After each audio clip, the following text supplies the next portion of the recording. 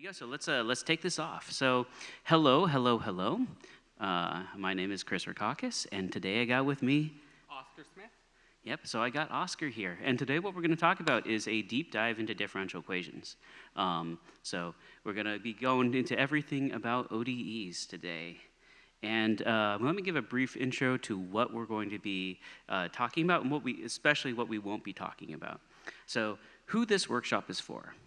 This workshop is for those who want to learn about the deep features of differential equations and ODEs, right? So if you want to solve ODEs, you want to make them go fast, you want to handle things like stiffness and all these kind of weird behaviors, this is what we're here for, right? But we assume that you know what a differential equation is. If you don't know what a differential equation is, I'm not going to tell you to get out of here, but you know, there's some assumption of some prior knowledge here that this is for someone who's really kind of digging into the domain. But we will not cover some more esoteric topics. I would say stochastic differential equations, delay differential equations, jump processes. Today it's really about ODEs. And this was mostly to be able to make sure that we can fit this into 150 slides.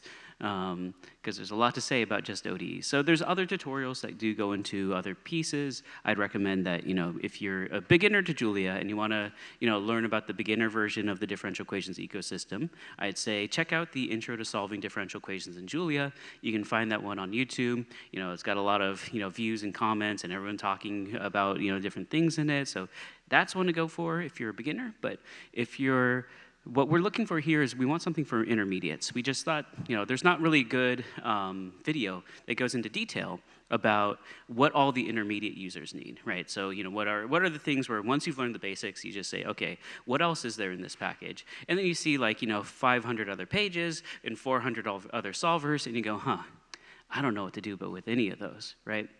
That's what this workshop is for, to tell you about what are all the things that are going on, why are they there, and, you know, to basically help you roam through the ecosystem and do it correctly so that we can get the most performance out of your code.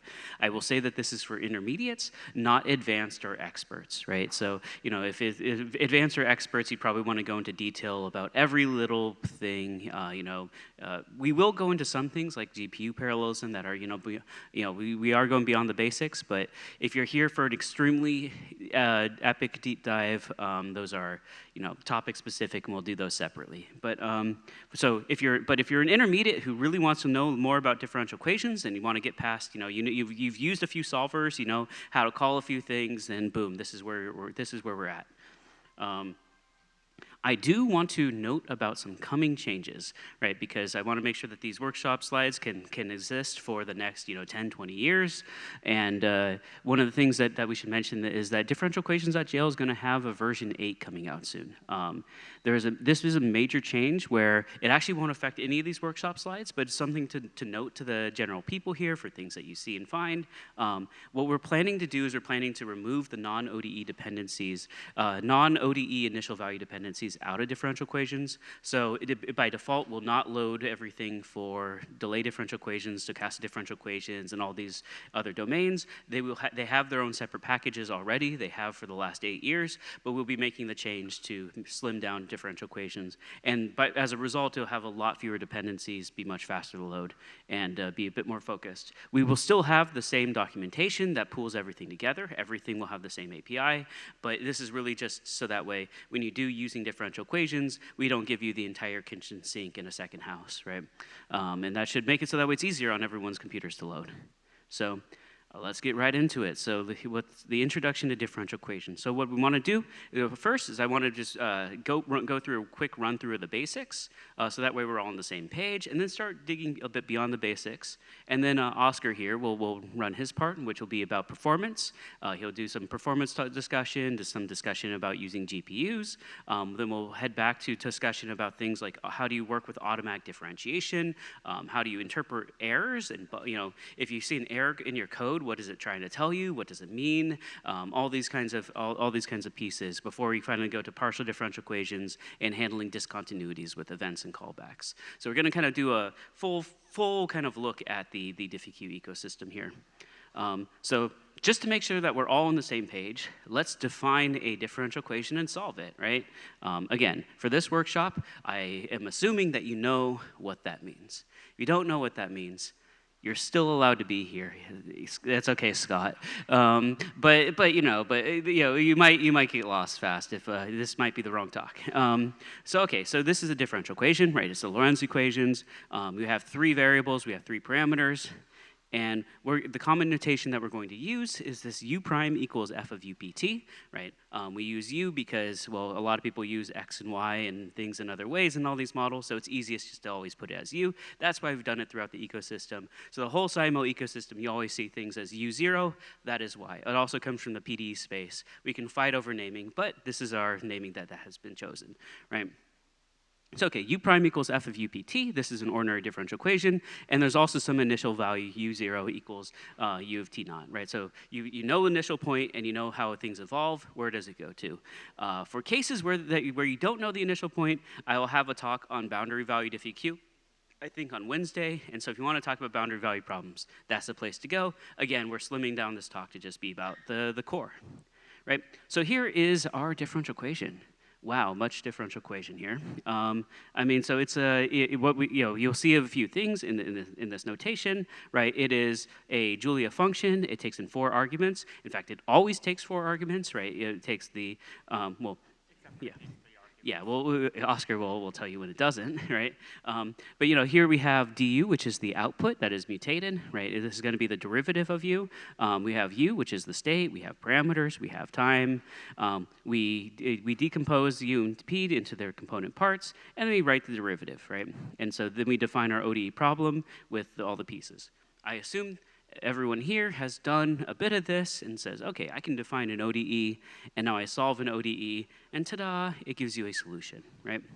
So this is what I think everyone should know a bit. We can plot solutions. I guess I forgot to echo the plotting code there, but you just say plot the solution, and it throws out a plot that looks nice like this, right?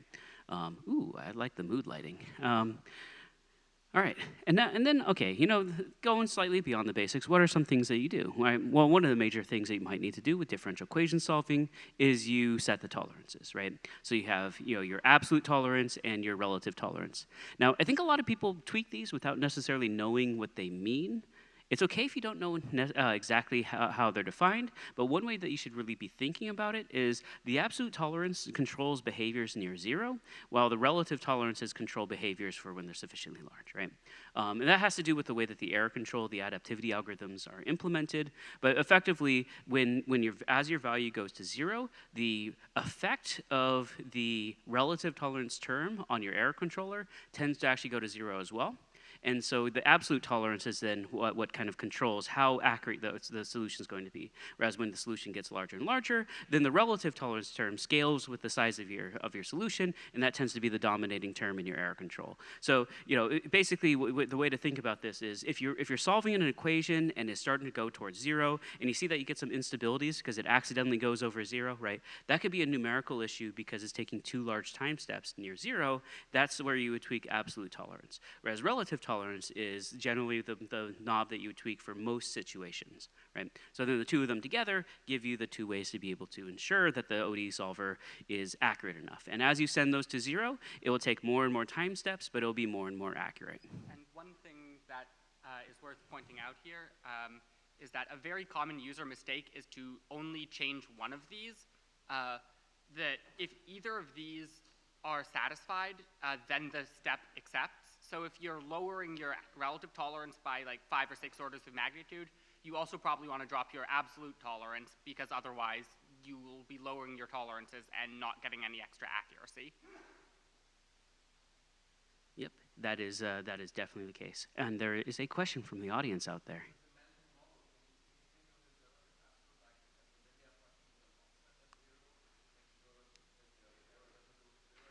Yeah. I mean, as a mental model, you can almost think about it as piecewise. Yeah, that you have one error control when you're near 0, one error control when you're not near 0. It actually is kind of blended, and I can show you the exact equation that's used for that. But I mean, as a mental model, it's actually a rather good mental model to use. And one thing to also note that we haven't shown inside these slides here, too, just to mention, is that these tolerances do take arrays, right? So if you give the tolerance, array of 3 values for absolute tolerance and array of 3 values for relative tolerance, you can give different tolerances for each equation, and that can be used to be able to tweak the tolerances to, enforce certain properties while not taking too many steps. We got another question right here.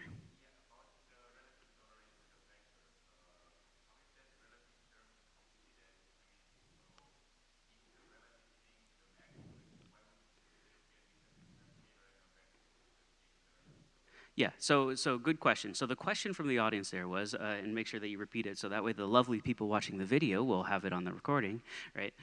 The question from the audience here was, how is the relative term computed? What does it mean when it's a vector, or And so the way that this is done, right, is that the relative tolerance as a vector, if it's a scalar, you can also imagine it as a vector of being all the same components. It's multiplied by the current value of u. And so you can think about it as relative tolerance multiplied by the current value of u, and then you divide. Let's see. It's divided. Yeah. By Well, you take an error estimate. Yeah, you take an error estimate and you divide it by this term that is the relative tolerance times the value of u, right? And so if your current error estimate is greater than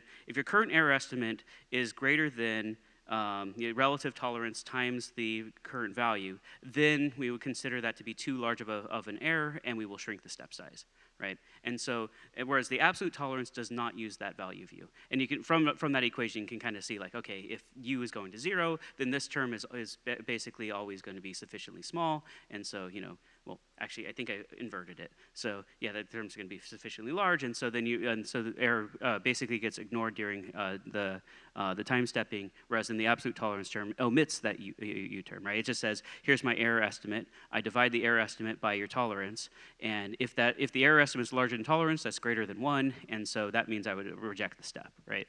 So one of the terms doesn't have the multiplication, the other term has the multiplication, and that multiplication is done element-wise in all cases. So, yep. Are there any other questions from the audience there?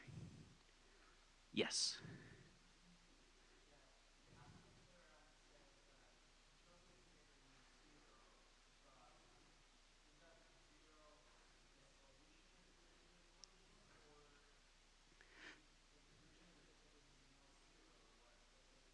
Yeah, that is a very good question. So, okay, so the question is, when I say that the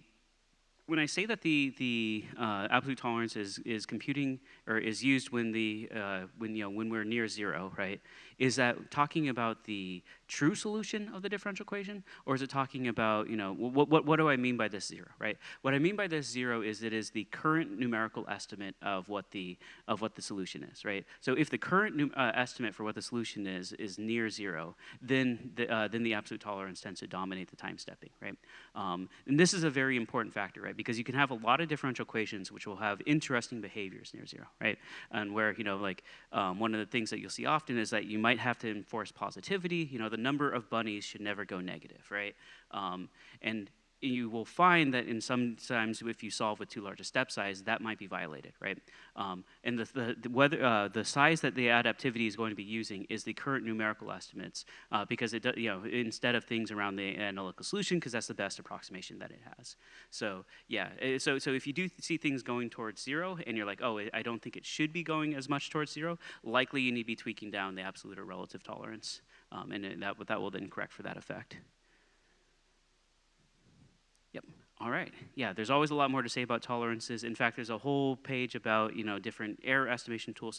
So most of the tools within ordinary DiffEq all default to a PI adaptivity algorithm. You can actually change what the adaptivity algorithm is, and this is done in certain scenarios. But we'll take that as an expert topic, so we'll leave that one alone from here. So yeah, one of the features that people know and love about this is the interpolations of solutions, right? After you get a solution object, you can say, give me the solution at 2.0, right? Maybe it's solved using adaptive time stepping and most likely never hit 2.0, But you can ask it what the solution is at 2.0, and it'll give you that value, right? In fact, it'll give you that value at third order because this is interpolation is saying that it has a third order interpolation here, right? So it'll tell you to what order and how accurate the interpolation can be, and you can interpolate the solution at any point. You can also interpolate it at multiple time points at once.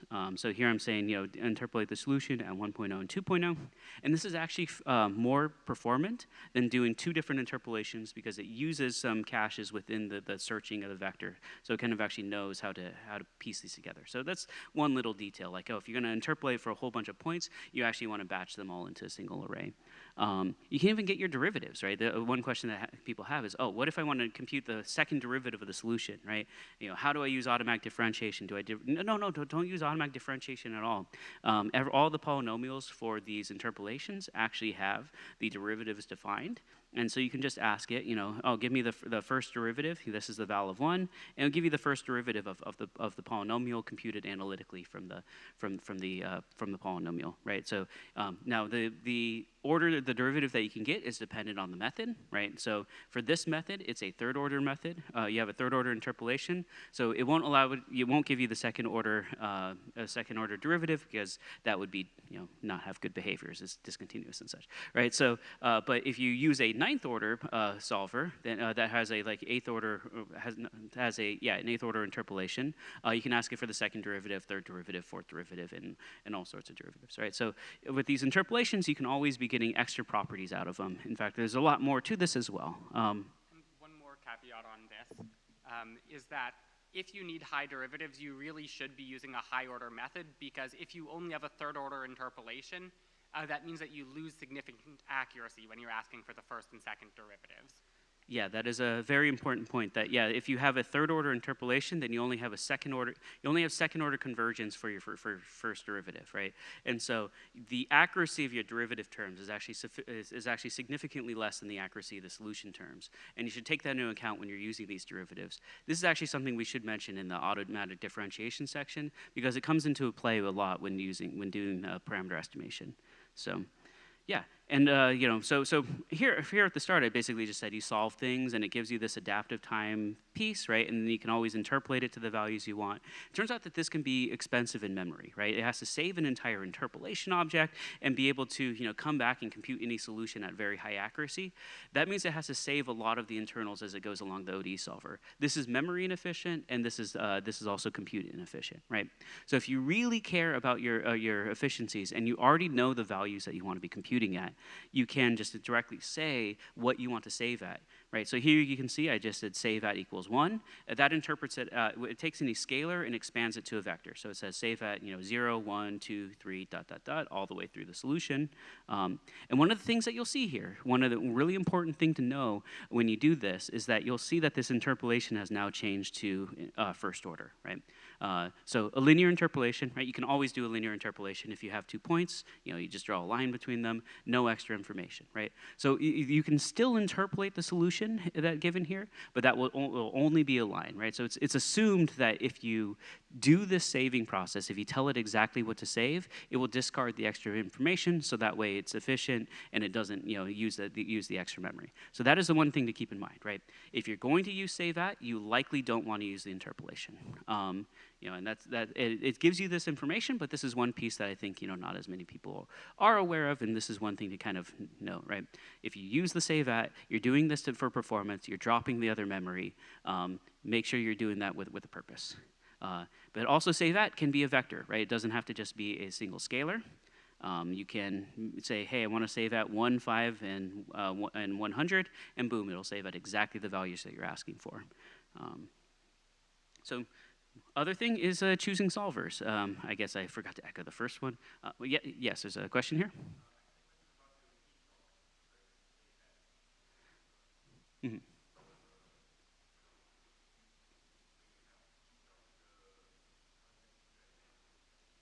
Yeah, so that is a very good question. So, so we'll talk about t-stops a little bit later. T-stops is an option to the solver that says, force the solver to stop at this point, right? And save at is for where to save at. And I would say like the naive thing is like, oh, you solve to where you're going to save, and you save at that point. That's actually not how it works, right? And the reason is because we have an interpolation, right? So if we step here, we step here. If you told me to save at something in the middle, I can always compute that value, and I use an interpolation, right? So if you use save at, then you're actually getting the values from the interpolation almost certainly, right? I mean, if you exactly land at one of the points that you want to save, usually that's only at the endpoint. That will save using a step value, but normally save at is actually using the interpolation. And so, yeah, so this is something to keep in mind. So if the interpolation is third order, the points that are given by the solver, so here it's actually using a fifth order solver, right? The points given by the solver for the adaptivity algorithm will be to an accuracy of fifth order. But if you use save at, the saved values and the interpolated values through here will be to third order. So slightly less accuracy than the exact solver steps. If you want to enforce that you're stepping to given points, you can t-stops. In fact, if you want to enforce that you're getting the fifth order at the points, you would do t-stops and save at to be the same values. Though that's very, very, very much not recommended. This is a standard behavior that you'll find in every solver, C, Fortran, going back from the 60s or 70s. But I think it's a behavior that not many people know about, right? Because they kind of just say, oh, I'll give you these values, right? And people might assume that it's actually stepping to those values, but no, the solver does not necessarily step to the values that it saves at. In fact, it might step over, it might take a big step, and then you say, oh, save at, and it might compute, 10 things to save all within one step. And that's one of the things that's done for performance reasons. Yeah, so very good question. Yeah, and then choosing solvers, the way that you choose the solvers is the second argument, right? So what I've been shown so far is I just say prob, right, solve the problem, and it will choose a solver. It has a pretty sophisticated algorithm for how it chooses, different methods. It also is able to figure out whether your equation's stiff or non-stiff and all these different behaviors. I'd say always try the default solver first, because it might be doing tricks that you haven't even learned of yet. In fact, and we're doing a lot to basically continue to improve that. But if you do want to choose a solver, you can always give it as a second argument, right? The second argument, you just say, okay, use this solver. And so here now it changed from being, the first one was sit 5, and now here this is a ver 9, and so it changed to being something with a 9th order lazy interpolation. And so, you might do this if you want to say, oh, I want to compute the 7th derivative of the solution. Well, I force it to be a 9th order method, and now I have this feature available, right? So what solvers are there? It turns out that, so I asked Claude to kind of look through the repo, and it said that there's 299 solvers in ordinaryDiffEq.jl, and there's a total of 404 if you include the tableaus. You want to kind of see they're by categories or different methods for BDFs or exponential RK. I'm actually going to go through this space of what these different solvers are for in a second here, but this is just to show you that there's a whole load of things that you can try, and they all have different properties. They all have different equations where they do good and bad. In fact, there is no perfect solver. For every solver, if you want to ask, like, oh, where does this solver do well? Where does this solver fail? I can tell you each of those cases, right? So, there's a reason for this diversity of solvers, but I will say that probably the defaults tend to work for 95% of people, but there are some very special cases that you should be aware of, because the special cases show up in a lot of scientific disciplines, right? So if you want to see what solvers there are, then you can go to the SciML page, and if my phone is correct, then there is also a new API page that just finished building. And so if you go to the DifferentialEquations.jl documentation, you'll find at the bottom that there is an ordinary DiffEq API set of pages that goes into all these ordinary DiffEq pages. It at least started building. I don't know if it's rendered on the website yet, but anyone watching the video, you, dear viewer, will have these new solver APIs there. So what solver packages are there, right? So one of the things to make note of is that ordinary DiffEq is a library. So we have DifferentialEquations.jl, which is kind of this core of all the differential equation solvers, right? Inside of there, you have ordinary DiffEq, which is the native Julia ODE solvers, right? These are the ones that we have written. Most of the ones that you use are from ordinary DiffEq, though there are some reasons to use some of the others I'll mention in a second. But ordinary DiffEq itself is also many sub packages. In fact, and that split is going to be part of this DiffEq V8. So that way we just lower the dependencies that everyone's getting. So it's good to kind of know what are these other packages out there, right? So ordinary DiffEq set 5 is just a fifth order adaptive method. If you know things like ODE 4 or 5, your standard non-stiff Rackauckas method, you can just literally grab ordinary DiffEq set 5. It will have 0 other dependencies, nothing to do with automatic differentiation. It will load in 0.1 seconds or whatnot, and that will just be a good workhorse solver for a lot of use cases. Ordinary DiffEq Werner is the one that has all these very high efficiency Vern X methods. When I showed this Vern 9 method, that's one of these Werner methods, right? So ninth order non-stiff Rackauckas methods for very high accuracy solutions of non-stiff equations. Ordinary DiffEq Rosenbrock. The Rosenbrock methods are kind of a powerhouse for these small stiff systems that a lot of people tend to be playing with on their computer. So if you're using, if you need high stability and you have 100 ODEs or less, the Rosenbrock methods are a pretty good go-to. They'll be very robust and fairly straightforward, easy to use. Now, another set that you should really know about, which we'll go into probably a lot more detail in the PDE section, is the ordinary DiffEq BDF section, which has BDF methods, most notably QNDF and FBDF. And these are the kind of workhorse solvers for large stiff systems. So, if you have a system that is large versus small, you tend to actually have different solvers that tend to work well there. When I say large, I mean, larger than 100 or 1,000 ODEs. And lastly, one that's really good to know is ordinary DiffEq default. If you just want the default solver, you want nothing else, you can grab ordinary DiffEq default, and that is the minimum set of dependencies used for the default solver algorithm. Yeah. What are some other ones to be considered? Well, there's a lot of other ordinary DiffEq packages. I mean, I think that there's a list of, here's a list. Each one of these is a separate ordinary DiffEq package. I only named 5. But, if you want to know some of the ones that are not Julia native, here are some ones to know about. Sundials.jl is a fairly useful one for large stiff systems. It has only BDF methods, right? So that BDF method that we said is good for large stiff systems. This is a wrapper to a C++ library that is kind of the workhorse of outside Julia people for these systems. So you can use that same solver, CVODE and IDA. These can be efficient for stiff systems, which will do better FBDF or CVODE. You can go to the benchmarks. They try to kind of trade blows depending on the case. LSODA is a good classic method that is able to do stiffness detection. So it can, kind of like our default solver algorithm, it can switch between non-stiff and stiff. It tends to be generally good. I think the thing with LSODA is it's hard to find a benchmark where it is the best method, but it is never that bad. So it's like, it's like always number 6 or something, right? So it's like, what's for a lot of these other methods, right? There's like, oh, when you're in the right domain, it's like the fastest algorithm. When you're in the wrong domain, it's like, okay, it's number like 30 or 40. It's like 100 times slower. LSODA has this property where, for any sufficiently small system, so it doesn't do well if you have more than, say, 100 ODEs. But if you're below 100, you can slap LSODA on your problem, and you're reasonably within probably 5x of the best solution, right? And so it has this kind of nice, good property to it. And also, one of the reasons to use LSODA as well is that if you're converting from, say, Python and R or MATLAB, first of all, welcome to Julia. But second of all, if you want to call exactly the same solver that you were using in, say, SciPy, LSODA is the one that SciPy defaults to. And so there you go. You can call exactly the same solver, the exact same Fortran one. You should get exactly the same values if you translated it right.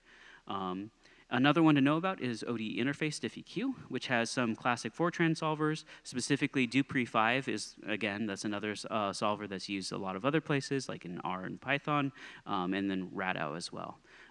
Now, generally, with ODE interface DiffEq, the pure Julia versions have greatly improved the algorithms. There's some papers on exactly, improvements to Rackauckas and such, which, Oscar's a co-author, yada yada. So, I wouldn't recommend that the older Fortran ones are used in workhorse applications. But if you want to make sure that you're doing a translation, from, say, using Rackauckas and Python to Julia, you can start with the ODE interface Rackauckas, so you're calling the same solver. There's also ODE there's also, what is it, SciPy DiffEq. There's also MATLAB DiffEq. So there are actually differential equation solver packages that are calling out to the other languages to help improve this translation process as well. So, if you want to kind of piece by piece say, okay, I want to translate this function, I still want to call the same solver, did it work? There's a lot of different tools for doing this.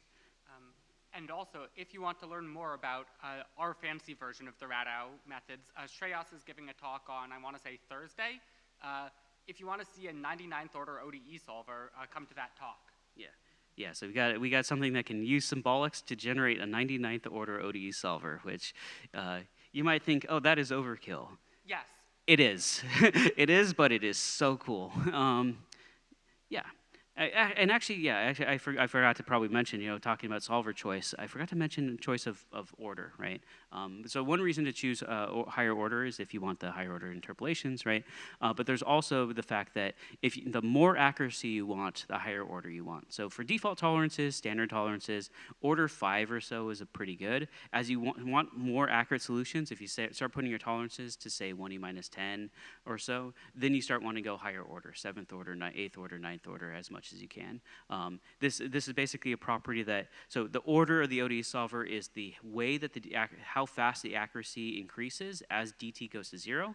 As you ask for lower tolerances, dt gets smaller, and so how much smaller do you have to make your steps? You have to make your steps less smaller if it's a higher order algorithm, and that's where this behavior comes into effect. So the default solver will do this, where as you change tolerances, it will change which solver it's using, but this is just something to keep in mind when going through the docs and choosing solvers. Yes?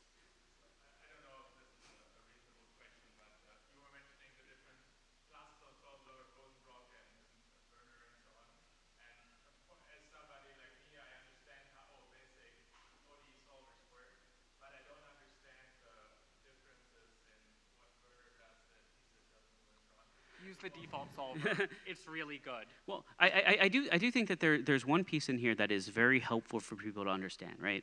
And one of that is, so a lot of people use BDF methods, right? But we tend to use a lot more Rosenbrock methods, right? So I give a talk at JuliaCon 2023 that goes into a lot of detail on this topic, but there's 2 facts to know about Rosenbrock solvers to help know how to use them.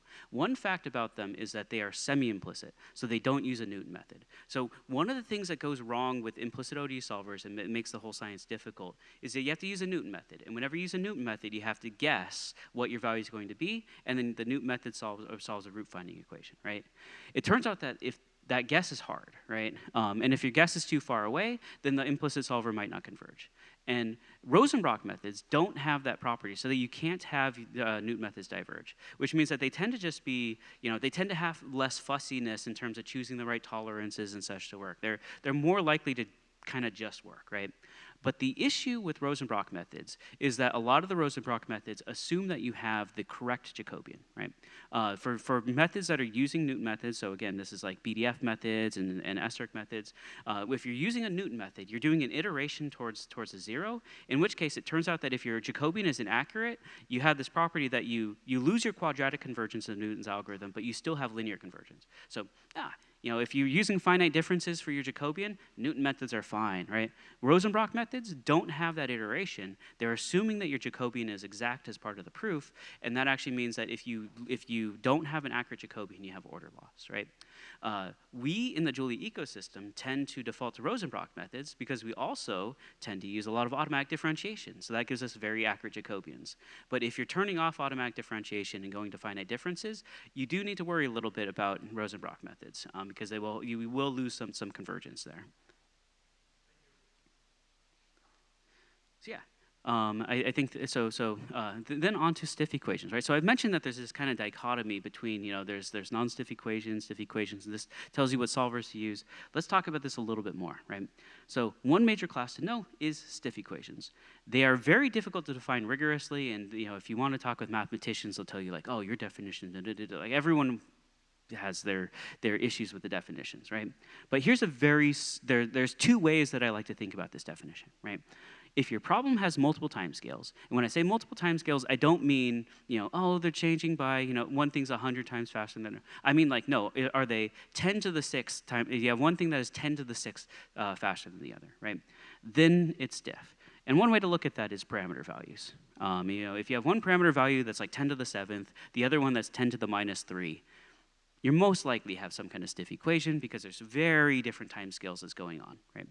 Another way to look at stiff equations is actually a functional definition. I love Harris' definition, which is that if the methods for non-stiff equations don't work well, then it's stiff.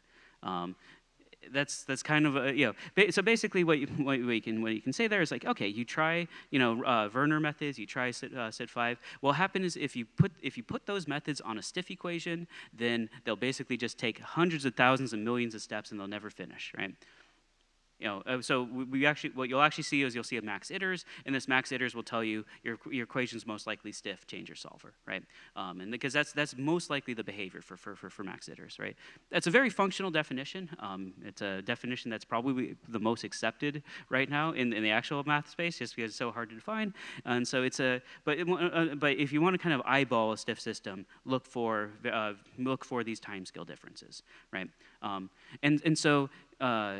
So one nice example of this is the Robertson equation. So Rober, the Robertson chemical reaction equation has an autocatalysis, for which the second term has this autocatalytic term, which is going as 3 to the e to the 7th speed, and you have another term that is going as 0.04, right? So you have 9 orders of magnitude different in the time scales of your equation.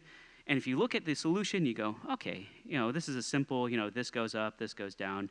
Turns out that that's not actually what's going on in the solution. If so this is what happens if you plot it in linear scale from 0 to 10,000.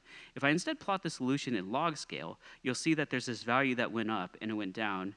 It just went up and it went down in less than 1 second. So there's an orange value that shot up so fast and then shot down so fast that you can't even see it in the first plot, right? This is the kind of thing that you have with stiff equations. So, and yes, parameter values actually matter. The reason why I'm highlighting this is because I've had to at least, I'm a reviewer too sometimes, I think, on some academic papers. I've seen folks that say like, oh, I'm looking at a stiff equation and my method wasn't working for the version of Robertson equation, so I changed some parameter values. If you change the parameter values, it might no longer be stiff, right? Because it's about time scales. So whether an equation is stiff is not just due to the equations. It can be dependent on the parameter values, and it can also be dependent on the initial condition, right? It's dependent on the eigenvalues of the Jacobian during the solution, and that can be different for different solving scenarios. So it can be hard to just eyeball whether an equation is stiff, but I think that the easiest way is just to say, look at your parameter values, look at your time scales. If they're very different, that is likely a stiff equation. Now, there's, given all that, right, so okay, so you have stiff equations, and then I say, okay, the BDF methods for large stiff systems, Rosenbrock methods are for small stiff systems, Sitt and Werner are for non-stiff systems. Great, we think we understand everything at this point. So why is there this long tail of other solvers? Well, let me give you a hint as to some of the other ones that are more effective, right? So I'd say 90% of the cases should probably use the solvers I just mentioned, and the default algorithm effectively is that, right? So let's go from 90 to 95 or 97. What are the things that 97% of the people should know about? Yeah, we got a question in the back.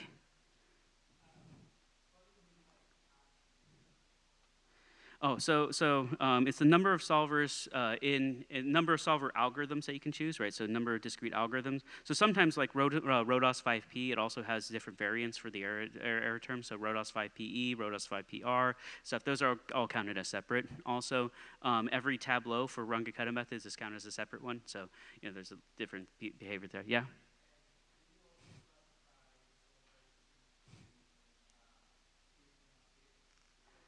Well, I didn't classify that, but I mean, if we want to play around with the, yeah. On docs.sciml.ai, we have the classification by which methods are stiff and which methods are non-stiff. So check that out if you want more details. Yeah, the docs go stiff, semi-stiff, and non-stiff, and yeah. So what is semi-stiff, right? That should be. So one set of methods to really be aware of, and I think that they're heavily underused, is the Runge-Kutaishevy-Chev type methods. For example, ROC2. So if you've had a course in numerical analysis where someone has told you, you always have to use implicit methods for stiff systems, turns out that they're wrong in two ways. One way that they're wrong is by Rosenbrock methods, which are not an implicit method, but for stiff systems. The other way that they're wrong is with the rock solvers, which are explicit methods for stiff systems. And you go, that doesn't make sense, right? Because how does it, well, it turns out that you can piece together explicit methods in a specific way where as you put more and more steps, it tends to grow the stability region. But you have to choose a direction in which it grows. And so the way that these rock methods work is they grow the stiffness, or they grow the stability in the real eigenvalue axis, right? And so what does that mean? Like, let's bring this down to earth. Well, stiffness is when you have multiple different timescales, right? The timescales can be measured by the eigenvalues of the Jacobian.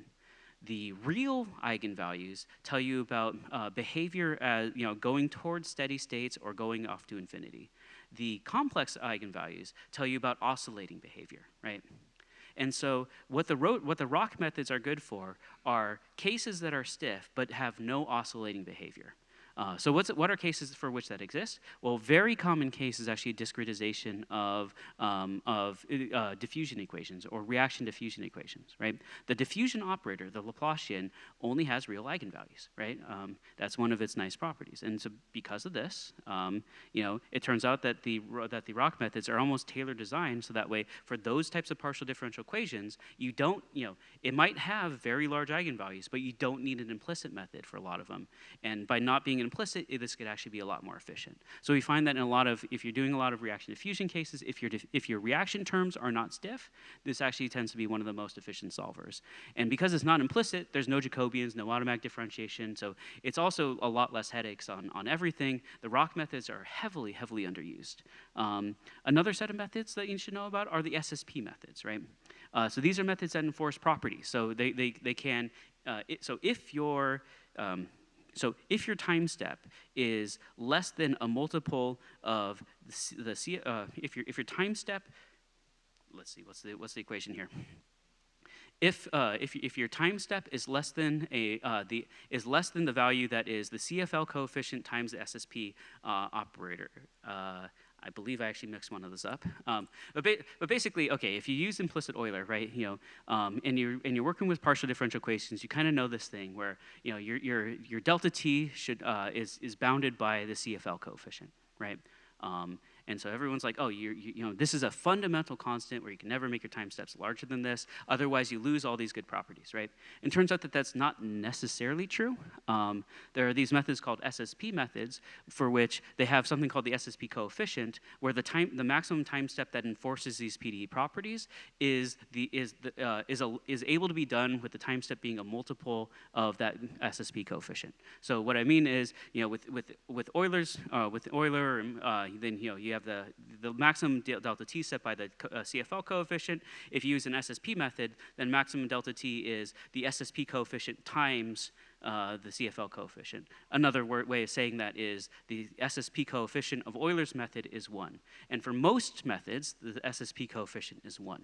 So why does this matter? Well, if you have certain things where you really need certain things like total variation, maximum norm, entropy, so this really comes up in solving hyperbolic differential equations and hyperbolic conservation laws, things like fluid flows. SSP methods end up being one of the most efficient methods because they can enforce not having these kinds of divergences and energy loss while having a much larger time step. So if you look at a library such as Trixie.jl, one of these big PDE libraries for hyperbolic equations, they generally only use the SSP methods. I think a lot of other people don't know these things exist, so they're right there. If you're solving those types of equations, you should really be looking at that. One of the last ones to really make note of are the low memory RK methods, right? So what is a low memory RK method? Well, when you do the Runge-Kutta methods, you have to have a whole space. So for example, when you do the 5th order Runge-Kutta method, it tends to actually need 9 versions of that vector. So let's say your initial condition U0 is 1 gigabyte, right? then the amount of RAM that it takes, without saving any value, just how much RAM does it take to hold the solver in memory, it would be about 9 gigabytes, because it needs 9 copies of your initial condition. Low memory RK methods are designed to use less memory space. So, for example, there's these 2 register methods, and that means it only uses 2 times the size of your U0. So SIT5 might give you 5th order with 9 times the register space, whereas the 2 register method could also give you 5th order with just 2 times the memory, right? So why do we not always default to that? Well, there's a computational trade-off, of course, right? So these methods, they can take more compute. They don't converge to the correct solution as quickly. But if you're hitting memory bounds, for example, if you have a large partial differential equation discretization and you have trouble fitting that into memory, these methods can improve your performance by making it easier to fit that into just the RAM. So these are some special cases, but these are common special cases, I would say. And there's also a lot of very uncommon special cases that are handled by the library, but we'll skip those too, because again, this is not a talk for experts. We're intermediates here. Yeah. So one nice thing to make note of too is, now that we've talked about, okay, there's all these different solvers, right? And all these solvers, they actually live in different packages. You can use that to make sure that DiffyQ loads faster for you, right? You don't need to grab all the solvers. You can just grab exactly the solver that you want. So here, what I'm showing is, I just say import ordinary DiffyQ SIT5 as ODE5. I'm just grabbing the 5th order Runge-Kutta method. I'm solving with the 5th order Runge-Kutta method. That's all I need, nothing else. And you'll see that this will load pretty much instantaneously, right? It's a fairly small package. Most of the heft of the differential equation solvers comes from the machinery for implicit methods. And so if you just want non-stiff equations, you don't need any of the implicit stuff, grabbing ordinary, the SIT5 method or just directly grabbing Vern methods is one way to greatly increase your load time, or greatly decrease your load times and improve improve latency.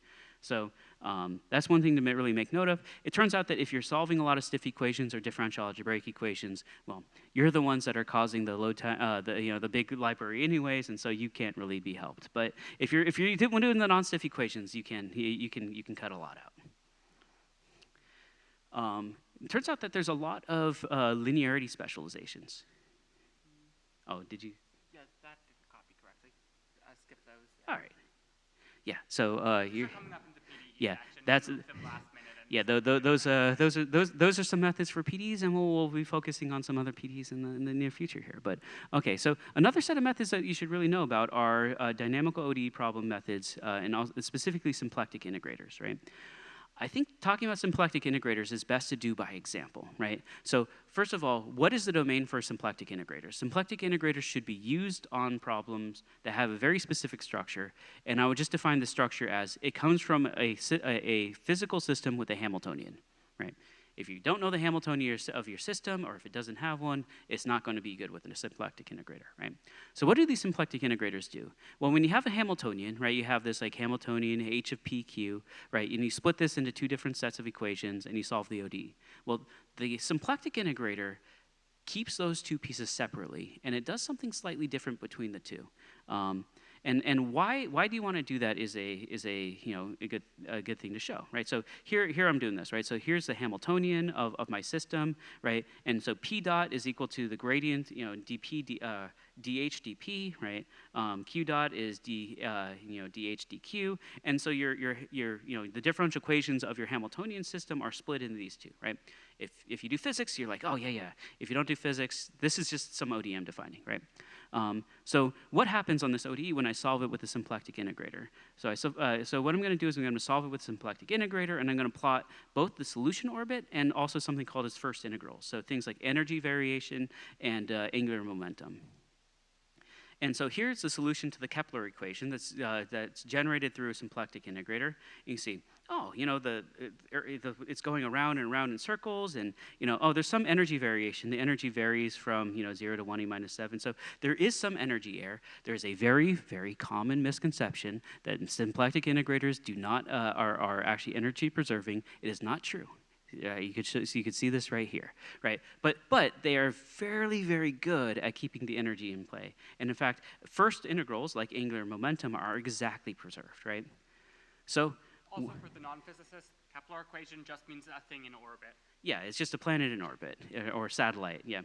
And so, okay, so what does this look like with a normal ODE solver? That's what it looks like, right? This is not the analytical, like this is the true solution, right? It's just going around in a circle. But here, why do you not normally see this with your ODE solver? I made the time span really large, so that way it goes around in a circle, it's going around in a circle 1,000 times, right? And what tends to happen with your regular ODE solver is that it does not have the properties to be able to conserve energy. And if you just let the ODE solver just keep going and going and going and going, if you lose energy, you'll start to drop in your orbit, and it'll keep on happening, and what it'll look like is you'll spiral inwards, and that is purely a numerical effect. It's not a true effect, right? And actually, funnily enough, even though implicit methods do more computation, they actually will have more of this effect. They'll actually diverge they'll diverge from the true solution faster than the explicit methods. So implicit methods are not always better. But yeah, so you can see here that what's going on is that every single time it goes around, that energy is actually the energy is actually decreasing, and so the orbit's actually changing and it's falling in. And this is a numerical effect, right? So when should you use symplectic integrators? Well, first of all, they're only able to be used on systems which live on a symplectic manifold, which effectively means systems that come from Hamiltonians. But they are useful when you're doing very long time integrations. If you're doing very long time integration, then you have properties that the energy won't change much, that the angular momentum won't change much. And so if you're looking at what happens over many orbits and such, the symplectic integrators will give you a much more accurate result.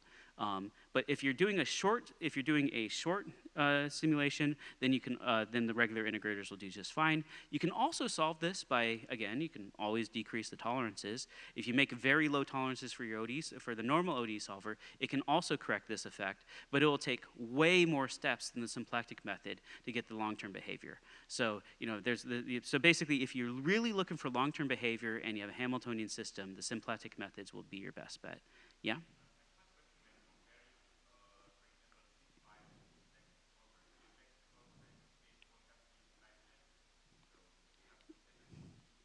Yeah.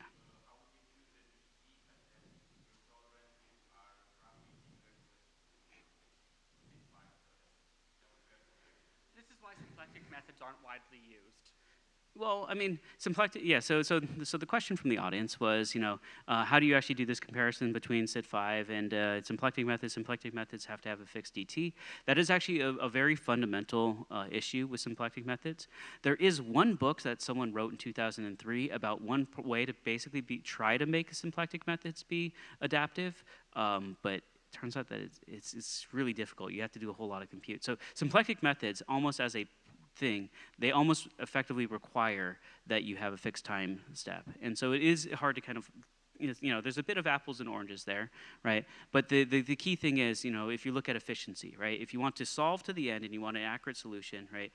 You can generally choose a much larger step size and have that property work out with the symplectic method than you can with a normal ODE solver on these specific types of problems. Yeah.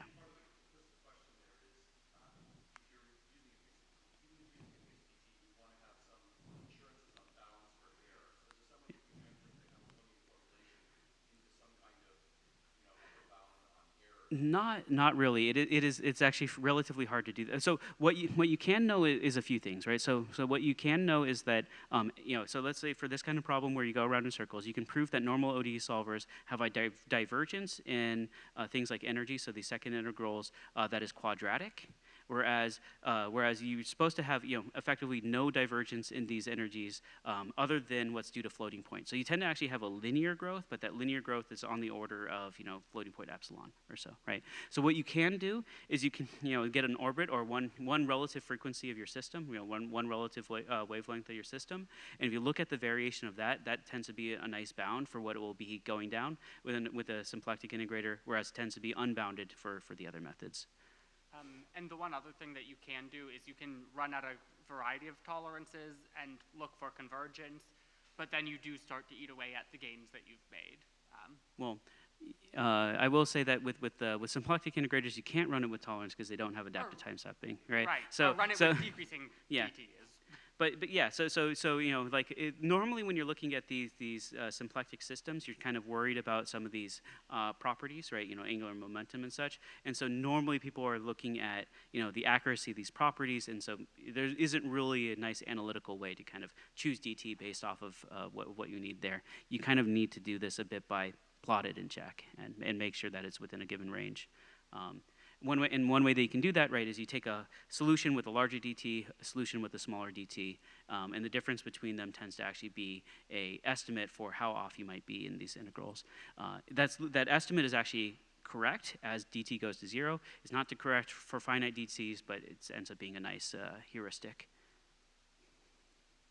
So one last type of equation, let me see where we're at just in terms of time. Oh, okay, mass matrices and differential algebraic equations, right? So before we said u prime equals f of t, it turns out that you can always put an m in front of that u, right? So you can always say I have a mass matrix. And so, you know, this is used by finite element libraries, right? When they do discretization, this m naturally comes out. But this also comes up for putting constraints in, right? So I think this a lot of people always ask the question, how do I put constraints into my ODE? How do I, you know, what if I have a constraint equation? Well, it turns out that just having this mass matrix here is all you need to be able to do that, right? And so let me show you how this works out. So let's say we want to solve this equation, right? So this is actually the same exact equation I had before. This is the Robertson differential equation, you know, so it's the same one I used as a stiff example, except now I got rid of the third ODE and I just said, you know, it's a conservation law, y1 plus y2 plus y3 equals 1, right? Now what I'm going to do is I'm just going to write this in mass matrix form and stare at it a little bit, right? So, you know, if I do this multiplication here, right, this is, you know, so this is y prime, this is y2 prime, there's no y3 prime here, right? So if we do this multiplication now, you kind of, you know, see, you know, y1 times 0 y2 times 0 y3. So the first term is y1 prime, second term is y2 prime, third term is 0 times y1 prime, 0 times y2 prime, 0 times, oh, this is 0, right? So this last equation says 0 equals y1 plus y2 plus y3 minus 1, which is exactly our constraint equation, right? So it turns out that you can just use this mass matrix formulation to enforce constraints within your solver. Now, when you do this, it turns out that whenever you have a constraint equation come out from this mass matrix is singular, right? So you can't actually invert the matrix, but you can actually use it within the solver. And so this is when we go from the domain of ODEs to differential algebraic equations. They tend to actually have some different properties. So, you know, you actually do have to worry, does the solver actually get the right convergence? The order of convergence and things can change in the DAE world, but the methods that I've steered you towards, the Rosenbrock methods and the BDF methods, actually have provably good properties for differential algebraic equations as well. So those tend to be the ones to use there. But this is just something kind of note, right? That, you know, you define a mass matrix, and you can use the mass matrix. You can use rows of zeros as a way to be able then to note these are constraint equations instead. Yeah. And so if you want to deeper dive into all the different ways to define DAEs and how they interact with ODEs, I recently did a blog post that goes into, you know, the 7 or 8 different ways of doing this. But the mass matrix way is probably the simplest way to make use of the solver. So for the intermediate group, I'll say, go with the mass matrices. They tend to be robust. So that's all your differential, you know, that's your basic differential equation solvers, right? Now what I'm going to do is I'm going to pass it off to Oscar, who will tell you, here's how you actually use the differential equation solver correctly, so that way you get fast code. So Oscar, take it away. Before we do that, any questions, any last questions on the introduction stuff? Cool. Okay, so as Chris said, this section is mostly going to be about what you can do to be nice to your differential equation solver. So there's the normal Julia stuff. Make sure your code is type stable, and if you're seeing that your program takes too long, Julia has some very nice profiling tools. So there's profile.jl and pprof.jl, and a number of others. There's Tracy integration and some other things. These are always good tools to figure out why your code is running slow in the absence of more concrete steps. And now for some very common things that we see people do. The first one, if you make arrays and then you don't need to make those arrays, don't make those arrays. One of the really, in my opinion, unfortunate decisions that Julia made early on was that slicing an array, which we'll see here, makes a copy instead of a view. So if you are making a big slice of the array, so this is taking everything but everything but the first element, this copy makes a couple allocations and allocates an amount of memory proportional to the size of the array. If you use this views macro, we just say, hey, make a wrapper that says, I want the second to last element. This is free. This timing shows 3 allocations because I'm benchmarking in the global scope, but in real code, those won't be there. The next thing to do is, when possible, pre-allocate an array and write elements into it rather than doing concatenation. And also, to avoid making too many extra arrays, this is the one of these that interacts with the ordinary diffq solver, is we have an in-place form, which Chris was showing, and we have an out-of-place form, which you mostly shouldn't use, with a couple exceptions we'll get into later. So here, this is showing some pre-allocation examples. So this is a vector outer product. And if we take these two 10,000 length arrays and compute their outer product, you can see this takes half a second. And almost all of this half a second is just asking your operating system for, about a gigabyte of memory. If instead we take this gigabyte of memory ahead of time, we can use the linear algebra has an in-place Mulbang function that does exactly the same thing as this, except it writes it into this output. And here you can see it is 10 times faster-ish, 9 times faster. And so now for the in-place versus out-of-place, here's the in-place that Chris showed you for your Robertson equations. This is the out-of-place form. You can notice that here we are constructing an array to return to the user. And what we'll see is that if we benchmark this, this is about 5 times slower. There's a couple reasons why it's slower. One of them is that you're creating a new array every time we call f, whereas in the in-place form, we're just writing into this array that the solver passes you. There's another aspect of this, which is that many of the times that you would use the in-place form is because you're working with some type of an array like static arrays, where you cannot mutate the array. And so if you are using the out-of-place form, we will do things in the solver that create more copies because we assume that you can't mutate the array. So the one place that you should be using the in-place form is if instead of, or out-of-place form, thank you, is instead of this, if you were making static arrays, then that's a good time to use the out-of-place form, and we'll show that in the GPU section later. So our next thing, this is a relatively minor one, but Julia has this very convenient syntax for splatting an array. So this is saying construct an array that has all of the elements of U1 followed by all of the elements of U2.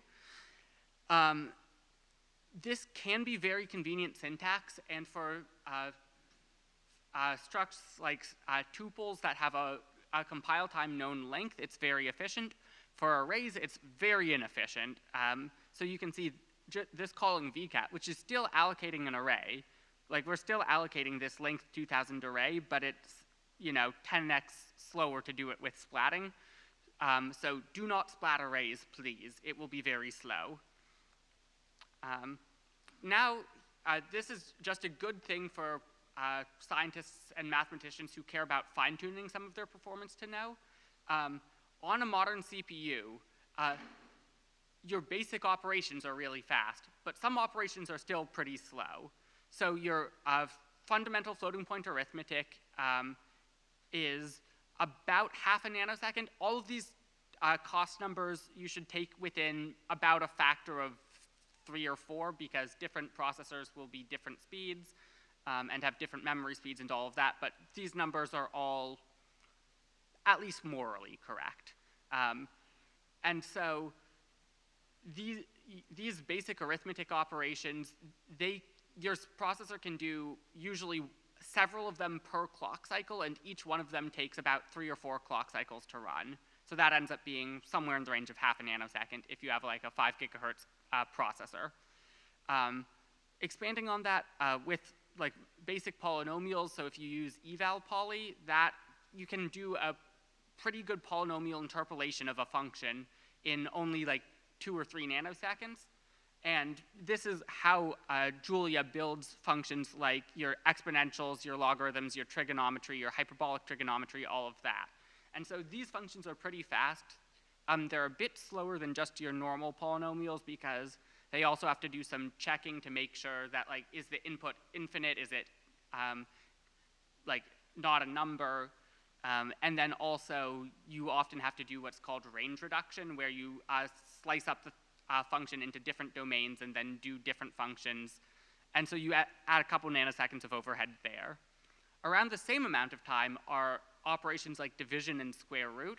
These are implemented directly by your CPU, but they're just kind of slow. They've gotten faster in recent years. These are your division operator specifically is one that over the past 5 years, division has gotten about 5x faster.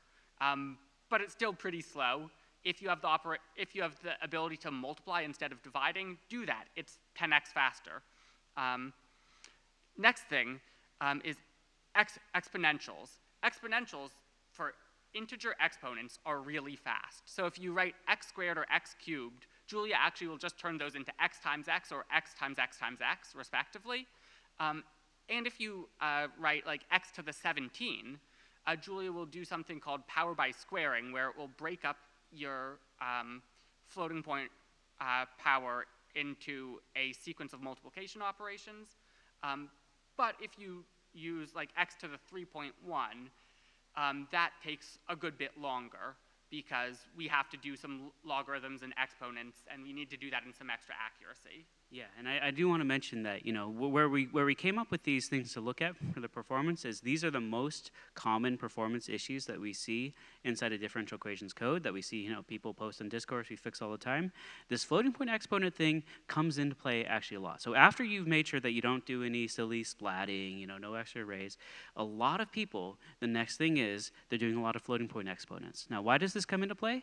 Well, because you might be writing out some equation and you make your floating point exponent, especially for people who are doing chemical modeling or biological modeling, you make that coefficient one of your parameters. And you make your parameter array type stable by putting all of them as floating point values. And so what the next thing that you'll see that is wrong inside of your profile is you see that all of those floating point exponents from your parameters will be the big thing. So you might want to actually make it so that way those if those are truly integers, you really want to keep them as integers. And the one other thing that sometimes happens, which is very saddening when I see it, is it's very common for physicists and chemistry people to write x to the 2.0. When you do that, you have asked Julia to do a floating point exponent. And this is actually such a common problem that about a year ago, I made a patch to base so that if you do a floating point exponent, but your floating point exponent is actually an integer, we'll go to an integer fastpath, but it still takes some extra time. So be nice to your compiler. Tell the compiler when you have an integer exponent. And actually, this difference is big enough. And if you note here, square root is relatively fast relative to floating point powers. So if you want to compute x to the 2.5, one thing that is often worth it to do is to write x squared times square root of x. And that will usually be significantly faster than writing x to the 2.5. So the next class is special functions. So these are your gamma functions, your Bessel functions, your all of these. These have a very wide range in how long they take.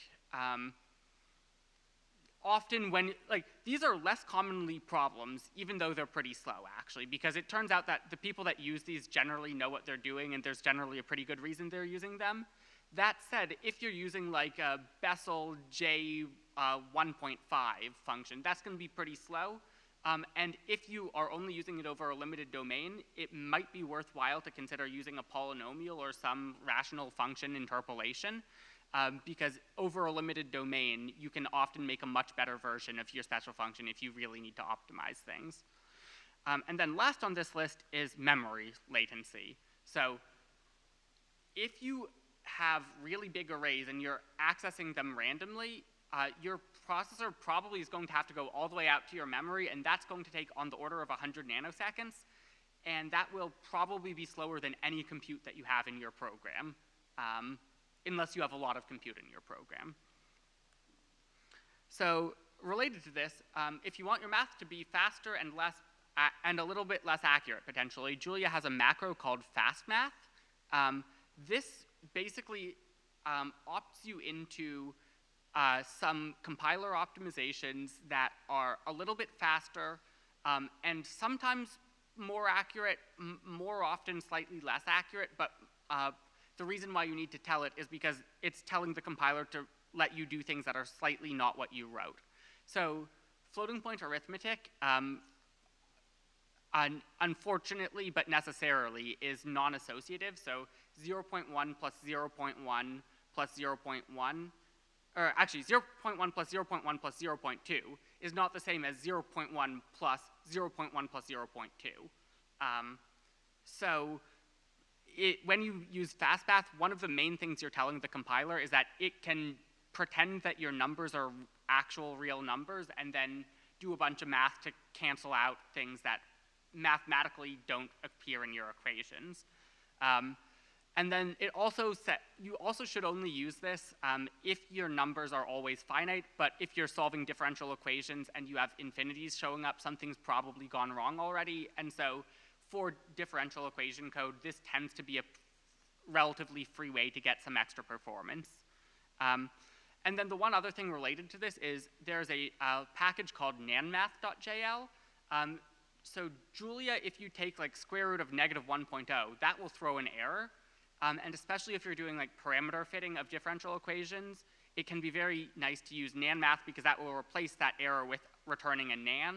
And so then the solver will like take a smaller time step or do something rather than just throwing an error in the middle of the solve. So interaction time, what's wrong with this? By my count, there's 3 things, I think, but there might be more.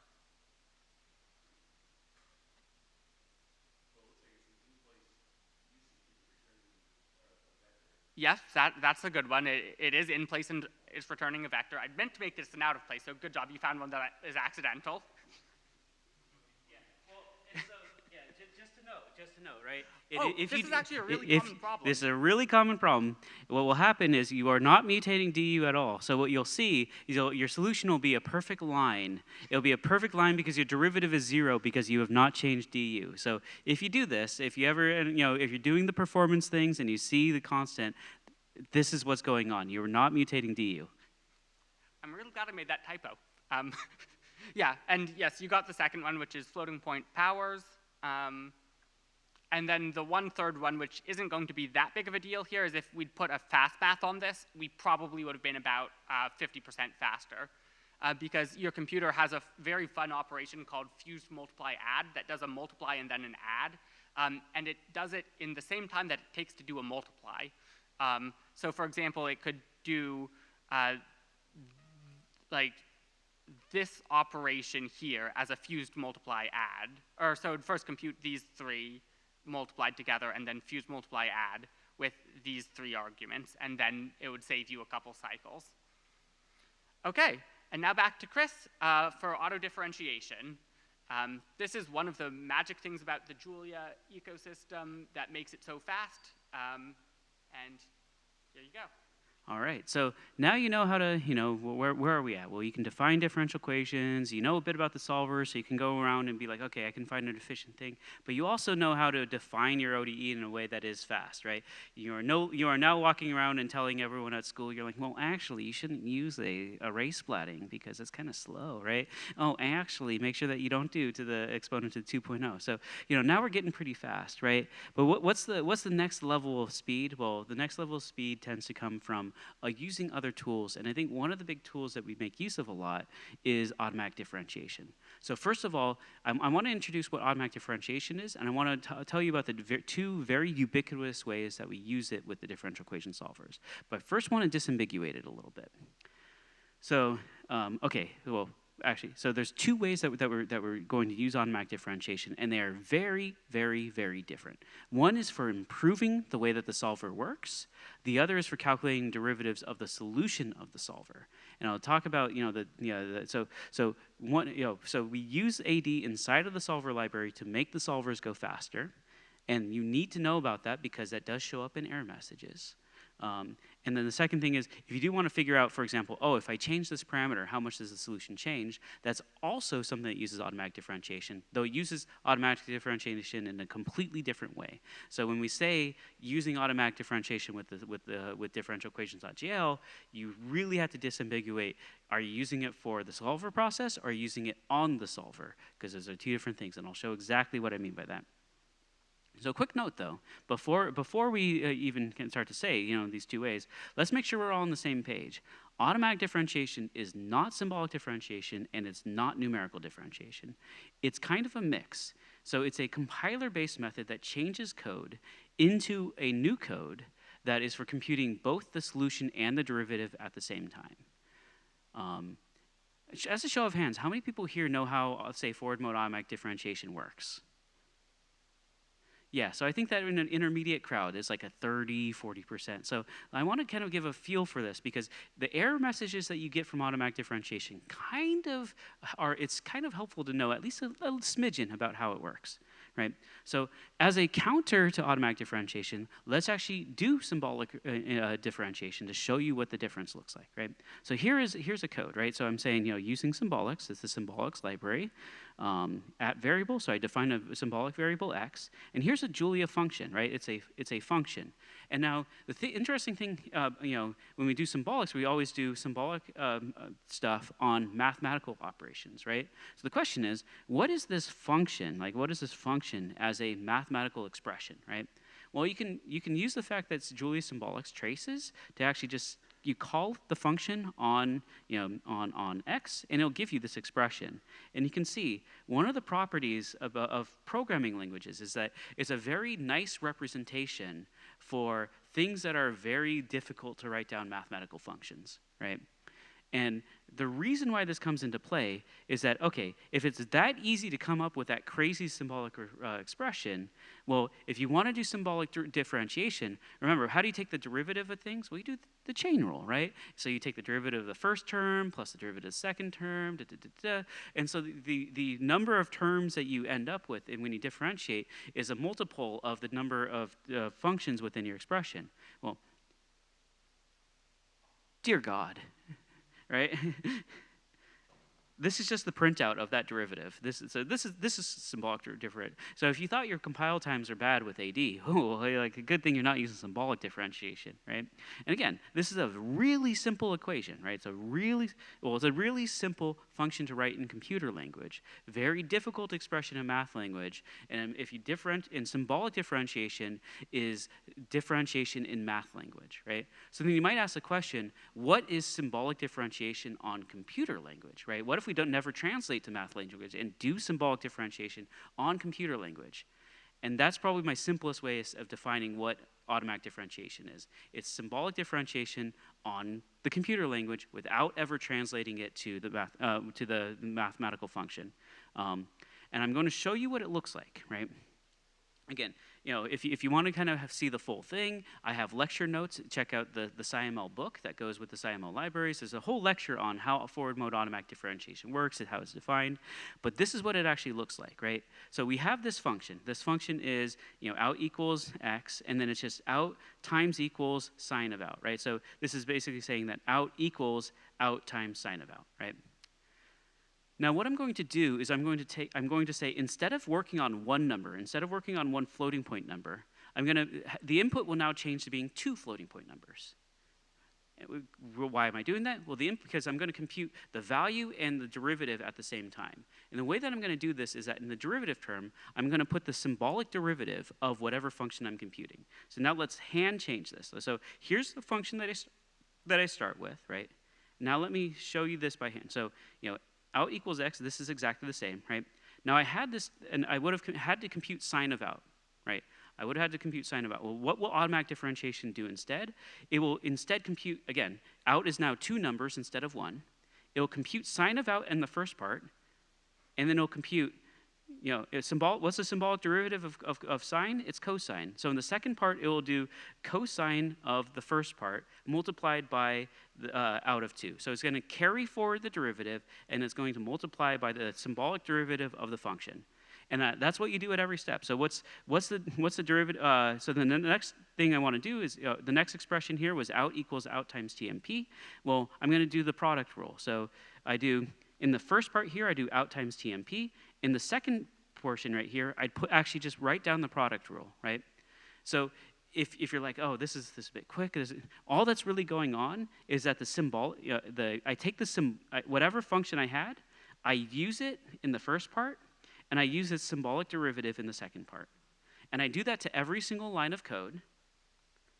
And what will happen magically is that this second term that pops out of your, if I put a number in here, right? So let's say instead of putting 1 into this function, if I put 1 comma 1 into this function, what will come out will be f of 1 and the derivative of f of 1 with respect, and the derivative of f of 1 with respect to that first input.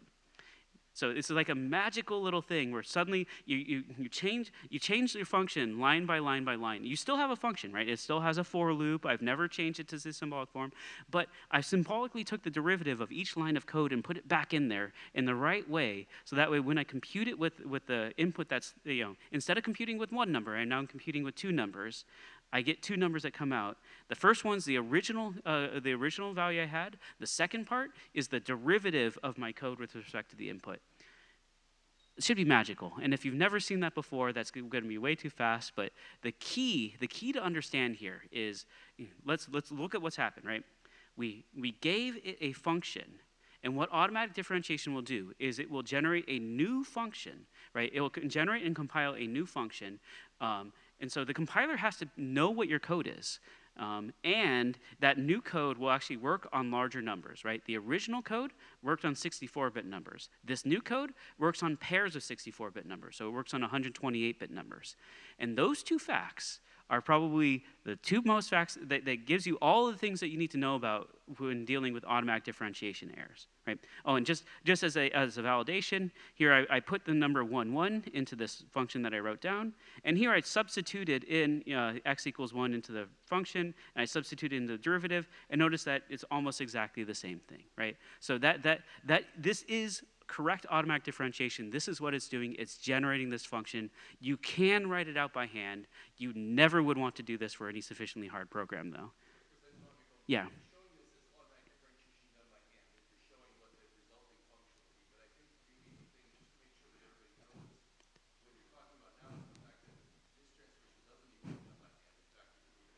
Yeah.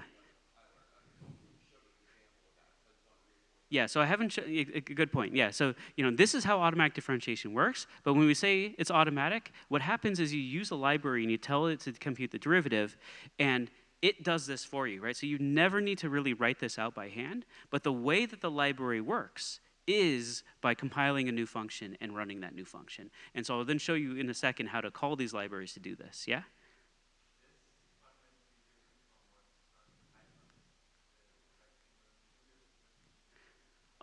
So the way that the Python ADs and the Julia ADs work for reverse mode automatic differentiation can be very, very different.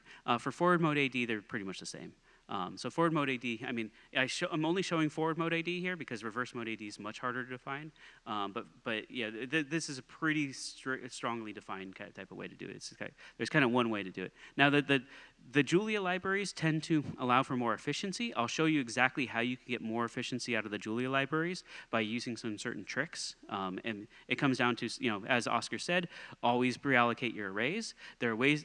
You're going to see that there's going to have to be you're going to have to figure out pre-allocation with this stuff, right? And that's one of the ways where Julia can get a lot more performance, by mixing pre-allocation and mutation with automatic differentiation. But you have to be smart when you do it because of some of these weird properties. So yeah, the question was, what does Python do differently? And I'll show you some of the smart things you have to do that add a bit more difficulty, but also add a lot more performance. And there's another question around here, or? All right.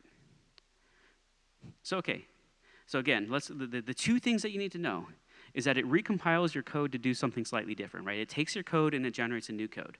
One major consequence of that is that if the compiler doesn't understand your code, you cannot use it with automatic differentiation, right? So what's an example of it not understanding your code? If you have a piece that calls out to Python, if you have a piece that calls out to C, there's no way in this world that it's going to be able to change your C code around, yada, yada. Actually, there is a library called Enzyme, and it can actually do this to the C code as well. It's really cool. But for most ADs that you use in most scenarios for average humans, right? If you're calling out to a different language, the Julia compiler does not know how to do this transformation to other languages, and so boom, you're going to go bust right there, right? So generally, if you're using automatic differentiation, if you see an automatic differentiation error, first ask yourself, am I calling a C library, a C++ library, a Fortran library or something? If you're putting a value, if you're putting one of these dual numbers, right, one of these expanded numbers into that call to C, then it's going to fail because you're not giving it the 64-bit that you think it is. You're giving it the 128-bit number, and it doesn't know how to transform that equation, right? So that's one major consequence of this. If you're going to use AD, you really have to just be all Julia all the way through. The other thing is that AD does not necessarily work on the same numbers that you have, right? So, if you're using 64-bit numbers, then now when it's running automatic differentiation, it's using 128-bit numbers. And that means if you've pre-allocated your arrays to be 64 times 3 for your ODE, it's not the right size for if you're doing automatic differentiation of it, and you'll run out of memory and you'll get an error. And I'll show you this in a second.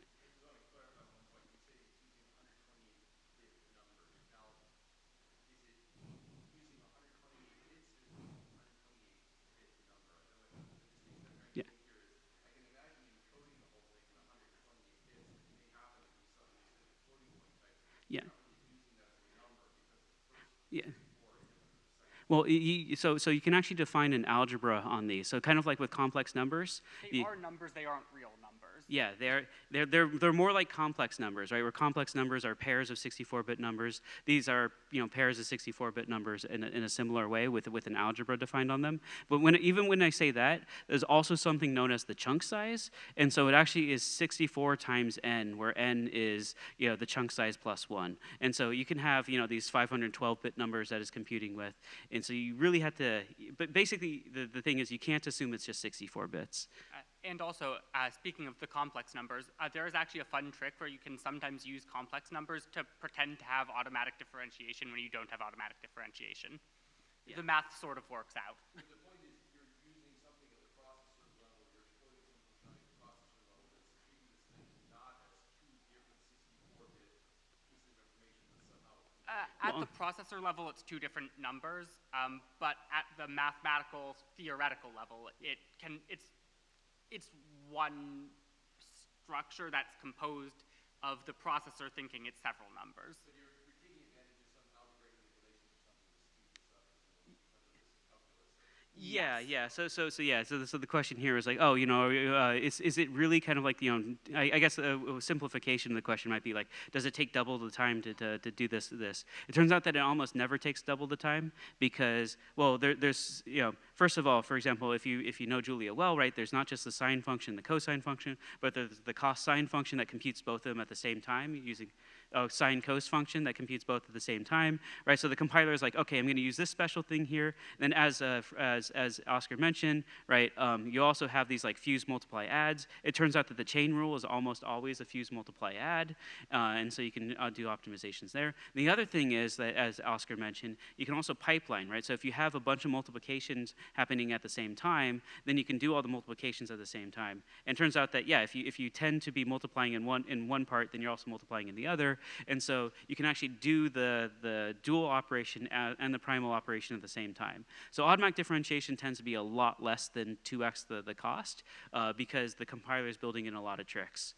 So it tends to be pretty fast, and it'll be faster than what you do by hand because, you'll never want to try to do this thing by hand. It's literally one of these things where the compiler will just write better code for you than you. And one of the things to note about this as well is that it tends to be a lot more numerically stable than finite differencing, right? I will not say, there are some people that will go and say it will give you answers to floating point accuracy. 99% of the cases, it probably will. I've been going around speaking to a lot of universities, giving a seminar talk on a case where it has 60% error. So no, there are cases where automatic differentiation does have numerical issues, but any of those cases, finite differences has already died, right? So like automatic differentiation has really good numerical properties, and it will be much more accurate. And so, for example, with Rosenbrock methods, you generally want to use these because it'll give you a much more accurate Jacobian, and that will improve your solver performance. Yeah, question in the back.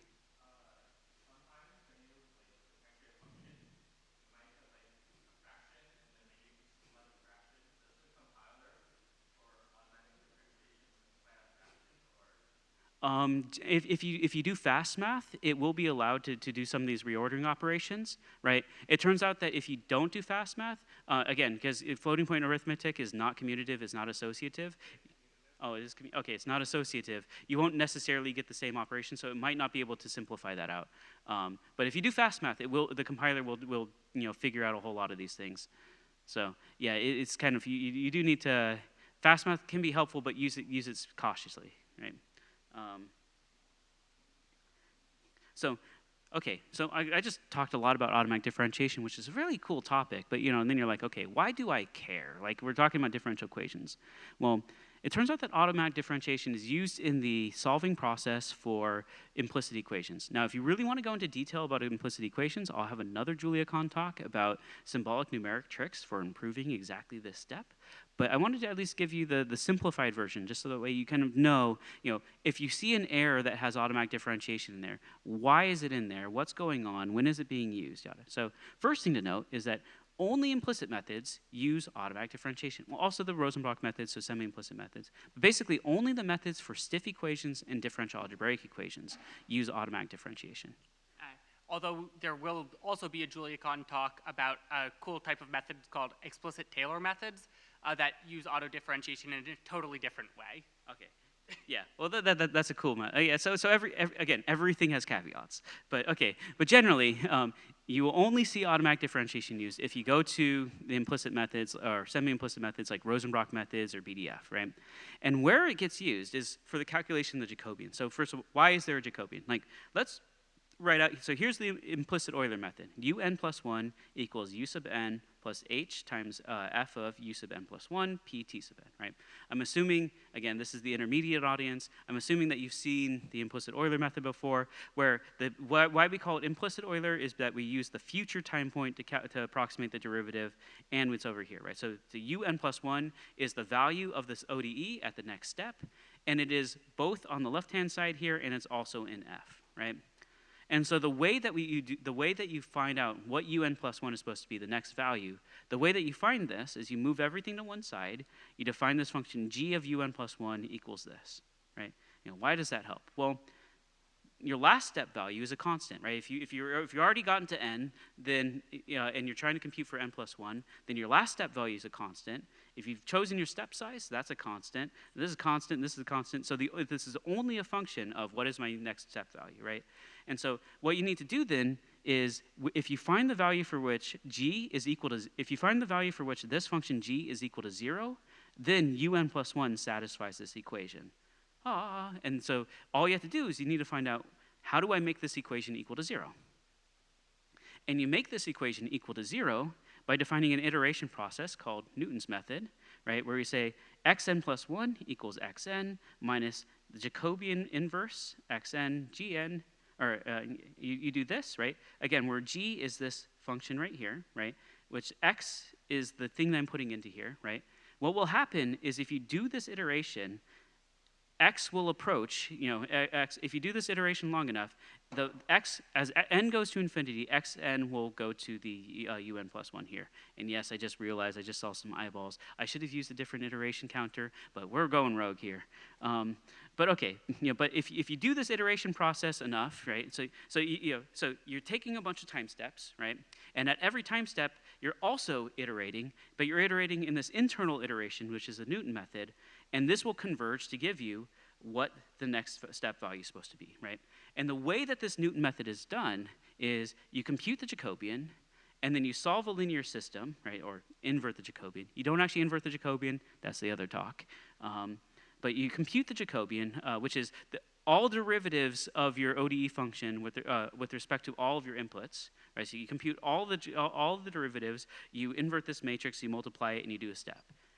So that's where all your derivatives are, inside of your Newton method. This is why automatic differentiation really only shows up in the implicit methods, because where we use it is for the calculation of this Jacobian right here. Right? So if you use a BDF method, any of these Newton methods, inside of the Newton, that's where we're using automatic differentiation. And so let me show you kind of what it's doing, right? So here I'm defining, here's the Robertson equation. I'm defining some inputs. And what I'm doing, and I'm now going to say forward diff.Jacobian of this function, and forward diff will do this compiler transformation, and it'll go, oh wait, it's supposed to give you an error, but that was not the one I was, so it will give you an error here, right? And one of the ways to know that automatic differentiation is involved is you'll start to see a lot of these forward diff.tag, forward diff.tag. If you start to see a lot of this forward diff stuff inside of your stack trace, you know that you've hit an issue with automatic differentiation, right? So, okay, I purposely gave you one that gave you an error, so that way I can show you one that didn't have an error. So what's the issue with this? Well, the issue with this here was I said, okay, let's define U0, du to be a copy of U0. And then when I'm doing automatic differentiation, I want to call my in-place function to fill the values of du, and I want to return the values of du, right? And so, yeah, this is the wrong error. It's supposed to give you an error here that says, cannot convert floating point number to a dual number. Why is it giving you that error?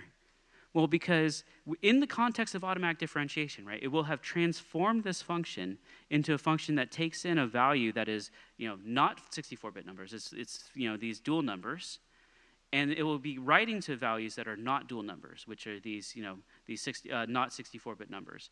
But if I give it this array that is 64-bit numbers, it will try to write into, something that is it will try to write a value that is more than 64 bits into an array that wants a 64-bit piece, and it'll say, I can't do this, right? And so whenever you see these big, long automatic differentiation error messages that say, oh, can't convert float into dual number, and you just see forward diff just shows up 50 times in the stack trace, this is what it means, right? It means that you're trying to put a 64-bit number into a value that cannot take, a non-64-bit number into an array that's defined for 64 bits. So how do I actually make this work? Well, what I do is I just say, I define dx to be a copy of the input here, right? Because when I'm doing automatic differentiation, this will be expanded, so it's not dual number. It's dual numbers. It's not 64-bit numbers. And I'm saying, oh, give me an array that matches whatever that number type that you're doing things on it, and do your operations on that number type. And oh, that's perfectly fine, right? So when you're in the context of automatic differentiation, you need to make sure that you're getting any cache arrays that you're writing to in that automatic differentiation context, so that way it has the right sizes. And now the first thing that should come to your mind is, doesn't this immediately contradict what Oscar just told you to pre-allocate all of your arrays and make it so that way you don't allocate anything? Yeah, it kind of does. Right? But there is something that you can do here, which, again, this is the trick that Julia has, right? So okay, well, first of all, so there's some things about using automatic differentiation. So how do you actually use automatic differentiation with the solver, right? Before I go into some of the tricks and everything. Well, how do you use automatic differentiation with the solver? It's easy, right there. And you go, I don't see anything with automatic differentiation. And you go, yes, you don't see anything with automatic differentiation. That's the point. It's done automatically. Right? So if you choose an implicit method, it actually will be defaulting to an automatic differentiation under the hood. It's doing all this without even telling you, and so you've probably been using automatic differentiation for a very long time without noticing it, right? So using automatic differentiation with the differential equation solver is easy, but you do have to be aware of this kind of behavior that can happen with AD. In fact, if you do want to know how to turn it off, so that we can use regular finite differencing. It's not regular around here, boys. We definitely default to AD, but if you do want to do the regular thing of those Python folks, right, with SciPy, you can import AD types and tell it to use finite differencing. It turns out that when I'm saying using automatic differentiation, there are many different libraries, many different ways to do this. So go see adtypes.jl and differentiation interface for all the different choices. This is just 2 out of, I think, 13. Yeah. Go back to where you're calling this over banging function. So the point here is when you pass this function in, when you're passing a function in Julia, the one above it, where you're actually passing Mm-hmm. function. When you're passing a function in this context in Julia, the point is that what's being passed in is something that can then be automatically differentiated. Yeah. Access to the abstract syntax tree and everything. Yeah. It's not just a pointer to some location in memory. Yes. That's how it's being done behind the scenes. Yes, exactly. So that is a very good question. So he was saying, the question was, like, well, basically, how is it actually kind of doing automatic differentiation? How does it know the context? And so when you build this ODE problem, you're giving it a Julia function for how you define the derivative. And so it does at a compiler level, it figures out what your function is, and it rewrites your code to do automatic differentiation on it as part of how the solver works, right? And that's how it's all kind of masked inside of the solver. But this also means that, again, I said that there are these limitations of automatic differentiation, like, oh, if you call a C code, this will fail. This means that if you pass a ODE function to the ODE solver that is calling a C function, you will see automatic differentiation failures. And the fix for that is you need to tell it to turn on finite differencing. Because yeah, all the rules of automatic differentiation then apply to your ODE function.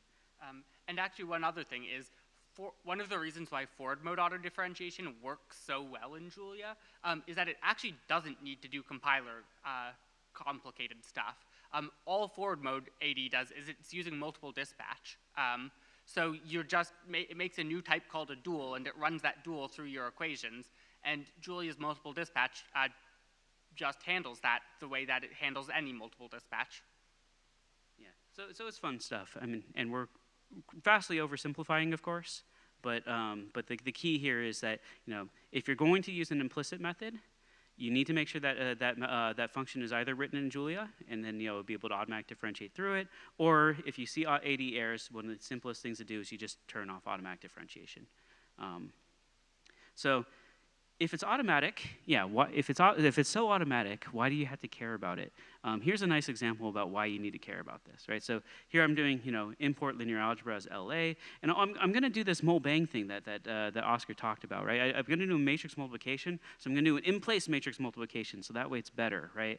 And so I'm going to have my matrix A in the cache here, but I'm also going to put this cache vector in my parameters, and I'm going to write to it, and I'm going to reuse it, so that way this is my super fast non-allocating ODE code. I'm so good at this now, right? I figured out everything Oscar said, and so boom, you get hit by this error. And it says the error, it should be pretty clear. First call to AD for the Jacobian failed. What does this mean? Well, again, I told you, where automatic differentiation is used is in the calculation of the Jacobian and Newton's method, right? So what this error is telling you is that the first time it tried to calculate a Jacobian, it failed. It could not compile for that Jacobian. That means that it's not something numerical, it's something fundamental about your function's definition that is incompatible with automatic differentiation.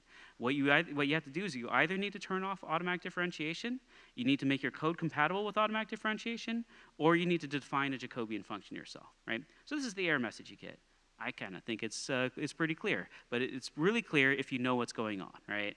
So now that you know what's going on, that should help you a lot more, and you should be able to see, okay, and this is what I was telling you about before, right? It's telling you no method for float 64 of a dual number. Now, why is that happening? Well, something is trying to convert a dual number, right, this number that has a 128-bit thing, into a 64-bit thing. Why is that happening? Well, easiest thing to do is, if you don't want to answer that, just turn off automatic differentiation, right? Simple. So if you're having AD errors and you really just want to move on with your life, you don't care about the maximum performance and robustness, just turn it off, right? But if you do care, what happened? Can anyone see where you might have a dual number trying to turn itself into a 64-bit number? Yeah, my cache is defined as 64-bit numbers.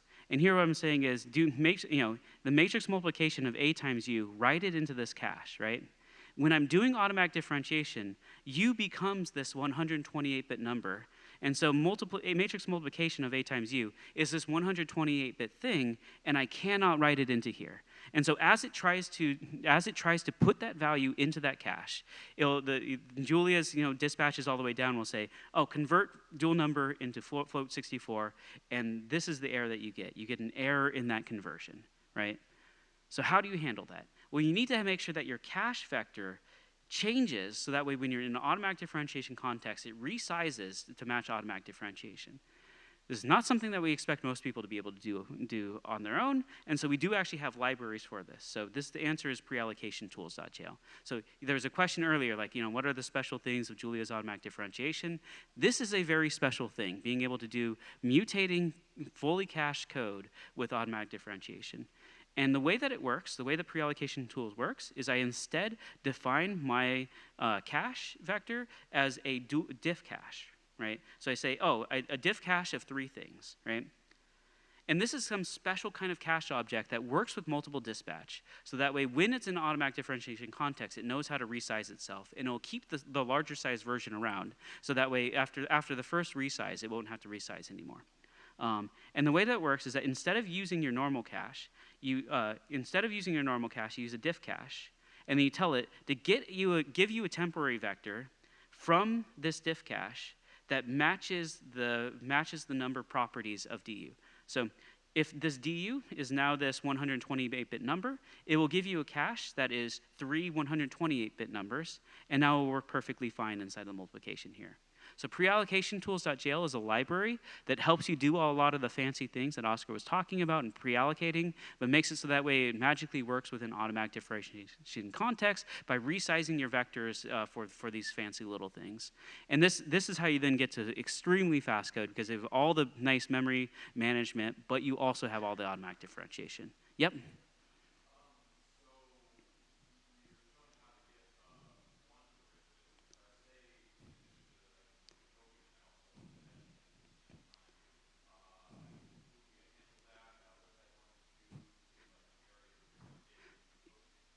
Yeah.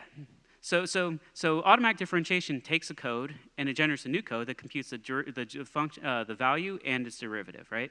Well, that's a function itself too, right? So if you apply automatic differentiation to that function, then you'll get a function that computes, well, the value and its derivative, which if it was 2 things coming out, now you have 4 things coming out. So you'll compute the value, the first derivative, and the second derivative, right? So yeah, that's not, putting automatic differentiation twice on top of itself is not the most efficient thing to do because you're computing the first derivative twice, but automatic differentiation does, layer on top of itself. There is a library, though, that makes it so that way if you do this, you don't have this effect. And so you can take very high order derivatives. This is taylordiff.jl, and one of my students will give a talk on using taylordiff.jl and using this to build Taylor integrators. And so yeah, if you're going to do very high order derivatives, you probably want to go to taylordiff, though first and second order, the standard way should be fine. Yeah, very good question. Yep.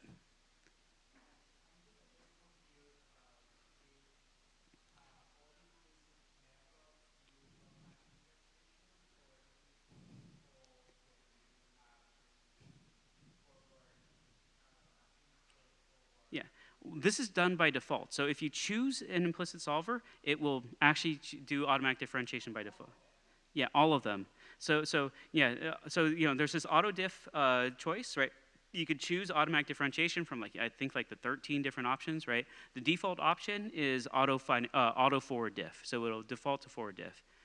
There's different ODEs libraries that you can choose, but yeah, they all default to forward differentiation. There is one minor detail which will probably change in the near future. So, but there is one thing that if you notice that if you don't choose a solver, your thing works. If you choose an implicit solver, it fails with automatic differentiation. The reason is because the default solver algorithm currently defaults to using finite differencing.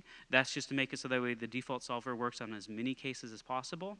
Though we have plans to basically use the compiler to just check, hey, are you compatible with automatic differentiation or not really quickly, and then go to automatic differentiation if you are compatible. So there is a minor quirk in there to note that, yeah, we always default for any solver that you choose to use forward mode automatic differentiation, but if you just use the default solver, you will get finite differencing by default. Any other questions? Yeah.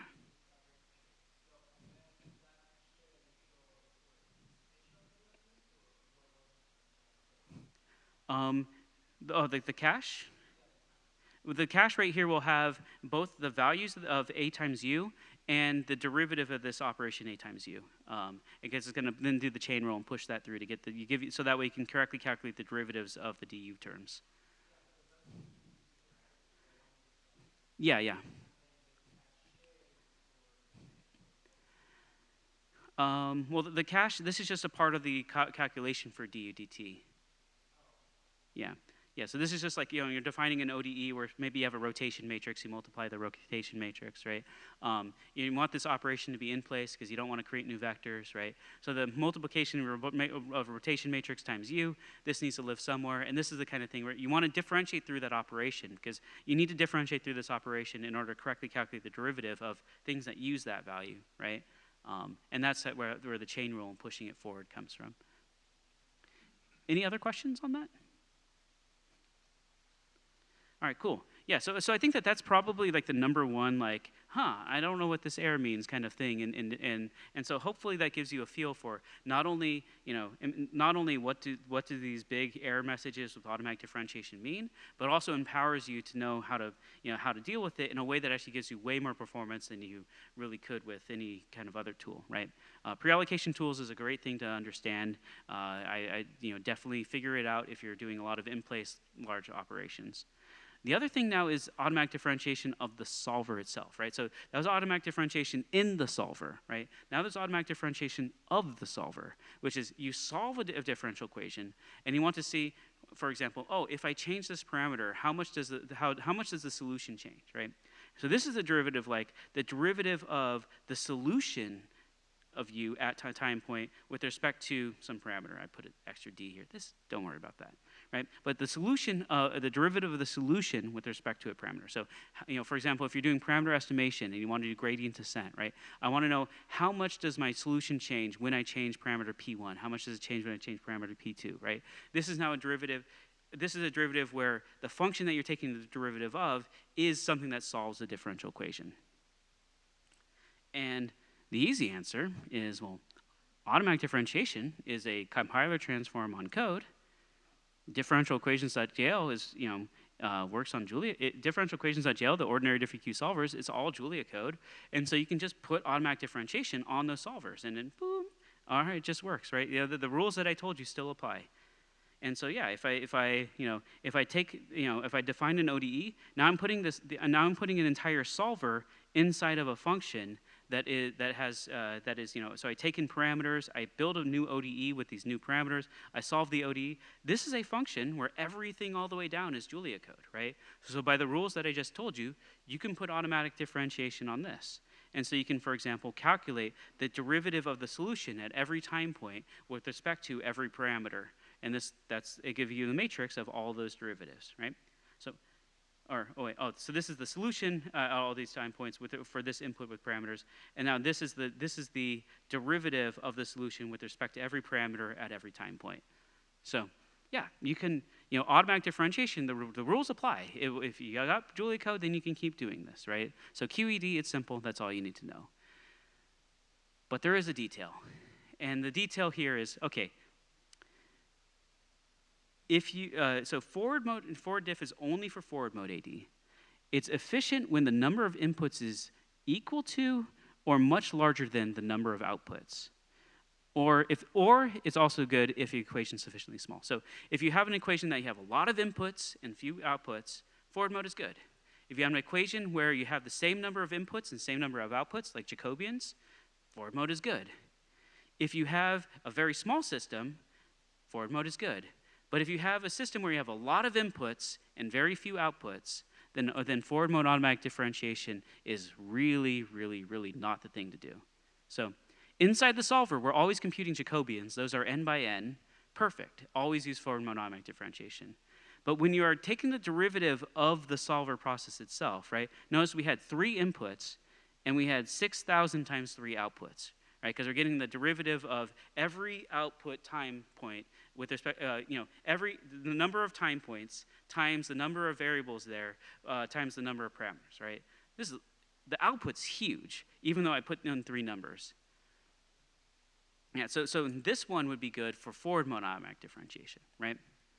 But in the case where you have a function that has a lot of things that come in and only one thing that comes out, that's what you tend to see in optimization, right? Where you say, oh, I'm calculating a loss value. So, you know, I have 100 parameters that goes in, and I have one value that's my loss, and I want to calculate that gradient, right? This is something where you have one output and many inputs. This is terrible for forward mode automatic differentiation. It's exactly the same.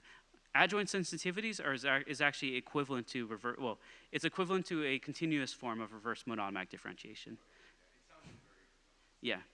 So whenever you are if you're going to be doing optimization on your solutions, even though you know all the rules apply, you can get your gradients by using automatic differentiation. It turns out that the one that I told you about before is really not the right idea to do. And so when you are in the context of optimizing parameters and calculating a lot of these gradients of cost functions with solutions in there, you really should be looking into reverse mode AD. Now, most of this is also automated. You just need to import a library called SciML sensitivity, and it will do something where the reverse mode automatic differentiation, when it hits a solver call, it will automatically do something called build the adjoint problem and solve the adjoint problem. So there's some tricky things going on under the hood. But to a user, you just literally just say, you know, Jacobian, and you know, then it does its thing, right? So and you need to change the automatic differentiation library. It should be one of these libraries that is for reverse mode automatic differentiation. I would say look at the SciML sensitivity documentation for more information on all the details around this. But the big thing is, when should you actually care to look up this documentation? The time that you should care is when you are trying to differentiate the solver, and the number of outputs that you have is like a cost function, just a scalar value. If you're in that zone, oh, now you got to do the hard thing. Anything else, just go use forward mode automatic differentiation. So, and then I'll say, so this is a very common topic. This is a very common performance thing. This is a difference of 100,000 times in performance. And so if you're really doing a lot of optimizations, this is something you really need to look at. Though it becomes its own entire topic, so I'll end it just right there. Yeah, now let's get to partial differential equations and using GPUs. Okay, so first of all, partial differential equations are like 15 or 20 different fields. I will not be covering all of them today. This has a pretty good survey of like a lot of the Julia PDE tools, but for just a quick overview, there's what are called finite difference methods. We have a bunch of libraries for this. So SciML operators specifically is a way that you can define array-like transformations. Method of lines is an automatic meshing library for turning your equation or your PDE into an ODE. We also have these parallel stencil and implicit global grid, and we have some other things that let you write easy GPU right-hand sides. If you care more about finite elements, we also have a lot of libraries for this. There's Ferrite and GridApp, which are both Julia native finite element libraries. There's FENICS, I'm not really sure how you pronounce this. This is an interface to a really well-established, Phoenix, great. Interface to a really established C++ library for meshing. And then there's Trixie, which is Julia for hyperbolic PDEs, I believe. I'm not going to be going much into what any of these are because all of these would be hour-long talks by themselves. There's also finite volumes. So I think that the relevant thing to mention here is that there are many ways to do what's known as semi-discretize a partial differential equation. If you have a time-dependent partial differential equation, the way that what you do is you semi-discretize it. So you take your time-dependent partial differential equation. After the first step, what comes out of it is magically an ODE, and then you solve that ODE. So all these libraries are different libraries that you can use to help you get that ODE to solve, right? But it turns out though that the ODEs that you get out of these libraries have very specific properties, so you want to be able to choose the right solvers to be able to do it effectively. So, yeah. And then with a little bit of luck, oh, that was not what I meant to press. Okay, what did I do? Okay. Let's see if this opens. Nope, I don't have internet. I was going to show you a video of doing ocean simulation using these tools because it's really cool, but I'm not going to show that. Imagine a really cool video of an ocean getting simulated here, or look up Oceananigans. They have some really cool visuals. And so these are your finite volume methods. There is an entire field of research on when you want to use finite element versus finite volume versus spectral methods, which I don't even mention here, I think. Why has this was not what it was doing.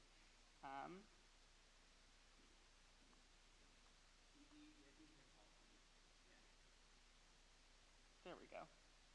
Okay, so now for a good example to show like what happens with these PDEs and how you want to solve them in Julia. This is what's called the Brusselator equation. You don't really need to understand it that much. The main thing to know is that this is an autocatalytic chemical equation over space. So you basically have this weird chemical reaction where it will automatically switch back and forth between two different states. You have some advection terms, you have your chemical terms, you have these that are, these are cyclic boundary conditions. The exact nature of these aren't that important. Basically what we're going to be doing here is going through and showing all of the different solver tweaks that you can do to make this fast. So first of all, here's the implementation in Julia. It ends up being pretty short, actually. It turns out Julia is a good language for writing ODEs. So here we have this Brusselator F that I showed you back here. This is a discretization into a square with 32 by 32 elements. And you can see that we make this loop, and at each of the values we're writing out our derivative. We're using the in-place form because we want to be good for performance. We have our integer exponents, as I previously mentioned. This doesn't have a fast math. I could have done that. It wouldn't have made too much of a difference. And so here you can see that we're going to be setting up the problem. This is basically our initial conditions created. And we can set up the problem, and we can run it. And you can see if you just use the default solver, it takes about 30 seconds to run. If you use default ODE algorithm, which is exactly the same thing except we turned autodiff on, this is the thing Chris was saying where we don't have autodiff on by default for the default algorithm, but we do if you do it this way. You can see that the result is 5 times faster and we allocate a lot less. Autodiff's pretty great.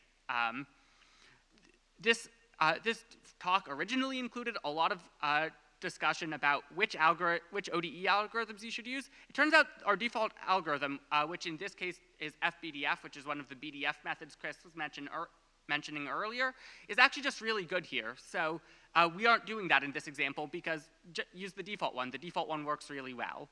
But 5 seconds is still pretty slow. I can count to 5 in that time. So let's see what we can do to speed it up. First thing we can do to speed it up is this is a partial differential equation, and the Jacobian of that tends to have some sparsity.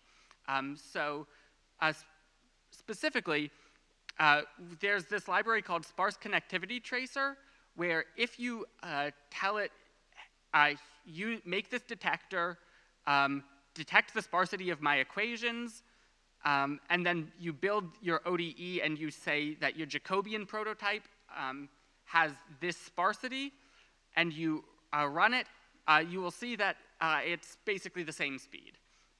And this is a Jacobian that's about 95% sparse, maybe a bit better than that. And so now we come into some of the sparsity misconceptions. A lot of people think that if you have half of your elements are 0, that's a sparse matrix. For the perspective of numerical linear algebra, you need somewhere in the range of 99% plus, and preferably 99.99% plus of your elements to be 0 for sparsity to be a major benefit. The good news is in PDEs, especially as your equations get bigger, this is almost always the case. The other thing is that for sparse methods to be better, you need a relatively large system. Somewhere around 100 by 100 is the bare minimum where sparsity starts being beneficial, because if it's less than that, your CPU can just chug through it really quickly. And then the last thing to note is that when we do our sparsity detection this way, it's using what's called a CSC sparse matrix, which is unstructured sparsity. If you know that your problem has a specific sparsity pattern, so it's very common for PDEs to have a banded structure or a blocked structure or a blocked banded structure. There are special matrix types that are much faster than the generic sparsity, and Julia has special libraries for almost all of these matrix types, and they will be much faster than this. But even this, like, we didn't get that much with sparsity, but one of the fun things with ordinary DiffEq is you can change how it does the linear solves in the Newton process Chris was talking about. So specifically, if we use this library called KLU factorization, which you can get from linear solve, you can see now we're down to less than a single second. That's pretty good. And then there's also these types of methods called the Krylov methods, which are don't actually invert your matrix at all. They just do matrix vector multiplications to try to compute an approximate factorization. And you can see that these are back to about the 5-second range. And so you might be wondering, why am I bringing this up? It's because these methods are what are called iterative methods, and they're a little bit finicky. But if you provide some extra information, like a preconditioner, you can get these really fast speeds. So just walking through it, this is incomplete LU is a library that performs what's called an incomplete LU decomposition. So if you've taken a numerical linear algebra course, you may be familiar with the LU decomposition, which is how you solve a linear problem. So an LU decomposition takes your matrix and splits it up into a lower triangular block and an upper triangular block. The idea behind preconditioning is that if you can get an object that is really cheap to work with and is approximately your inverse matrix, then that can be a lot faster then that makes these iterative methods a lot faster. The general rule is that iterative methods convergence time is proportional to how stiff your matrix is. And so this is a way that you can kind of cheat the stiffness lower. And so this is the preconditioner interface in ordinary DiffEq currently. Hopefully within the next couple months, it will be a little bit simpler, and you'll basically just write this one line here, and these bits won't exist anymore. But for now, you have to write this. And if we solve with this preconditioner, you can see that we get a really, really fast runtime. Oh, and then the one other thing you can see here is here we have actually changed the solver. This is a solver called Kencarp 4.7. These are a special class of solvers that can be pretty good for PDEs. It turns out that the default solver is almost this fast, but this was just a little bit faster, so I'm showing it here as a way to make everything even better. This is not formatted correctly. Okay, there's a lot of different types of preconditioners that you can use. This link has like the full list, but some of the really good ones to point out is we have a composed preconditioner. So this takes two other preconditioners, applies one after the other, and this is a good way for building up more complicated methods. We have your inverse preconditioners. So basically, these are preconditioners that take the inverse of a static matrix, or they take another preconditioner and then they flip it so that what normally would be the multiplication operation of the preconditioner now becomes the division, and vice versa. You have your diagonal preconditioners. So if you have a diagonally dominated matrix, you can often pretend that the matrix is just the diagonal part of the matrix for a bit. We actually do this by default in the default solver in some cases because a diagonal preconditioner tends to work pretty well. And then there's some of the fancy ones. There's incomplete LU, which is what I showed you back here. There's incomplete ILU. There's algebraic multigrid. These are, the multigrid preconditioners can be more automatic. They tend not to be quite as fast as the ILUs if you tune them correctly. Although this is getting to the realm where you will have to benchmark everything on your own problem. Every PDE is its own special snowflake, and if you tune it wrong, you will be 10x slower than it should be. And then there's also ILU0, which is a variant of a normal ILU conditioner. It does some minor things different. The advantage of this one, or one of the advantages of these, is this one can work on GPUs. And then there's PyAMG, which is a Python library for algebraic multigrid that you can also use. Yeah, I do want to explain one thing that we see in the results here. So if we go back a little bit, right, you'll notice that the time that it takes to do the default algorithm with Krylov is about a time it takes here. Yada. It's actually using Krylov, right?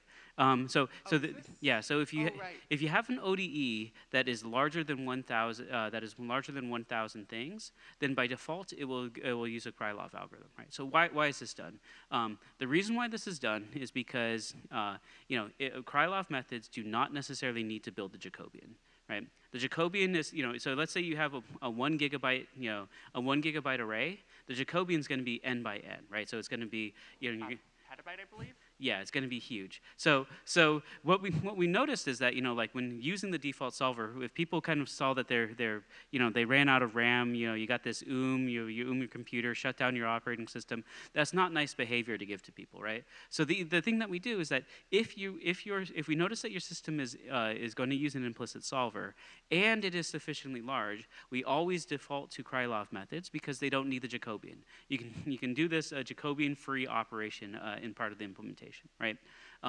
Now, one of the downsides of doing that is that using an iterative method without a preconditioner is generally not the fastest thing to do. So the default solver has basically taken this choice so that way, it's more likely to work on your computer, more likely to fit in RAM and everything, but the default setting is probably not the fastest for a PDE.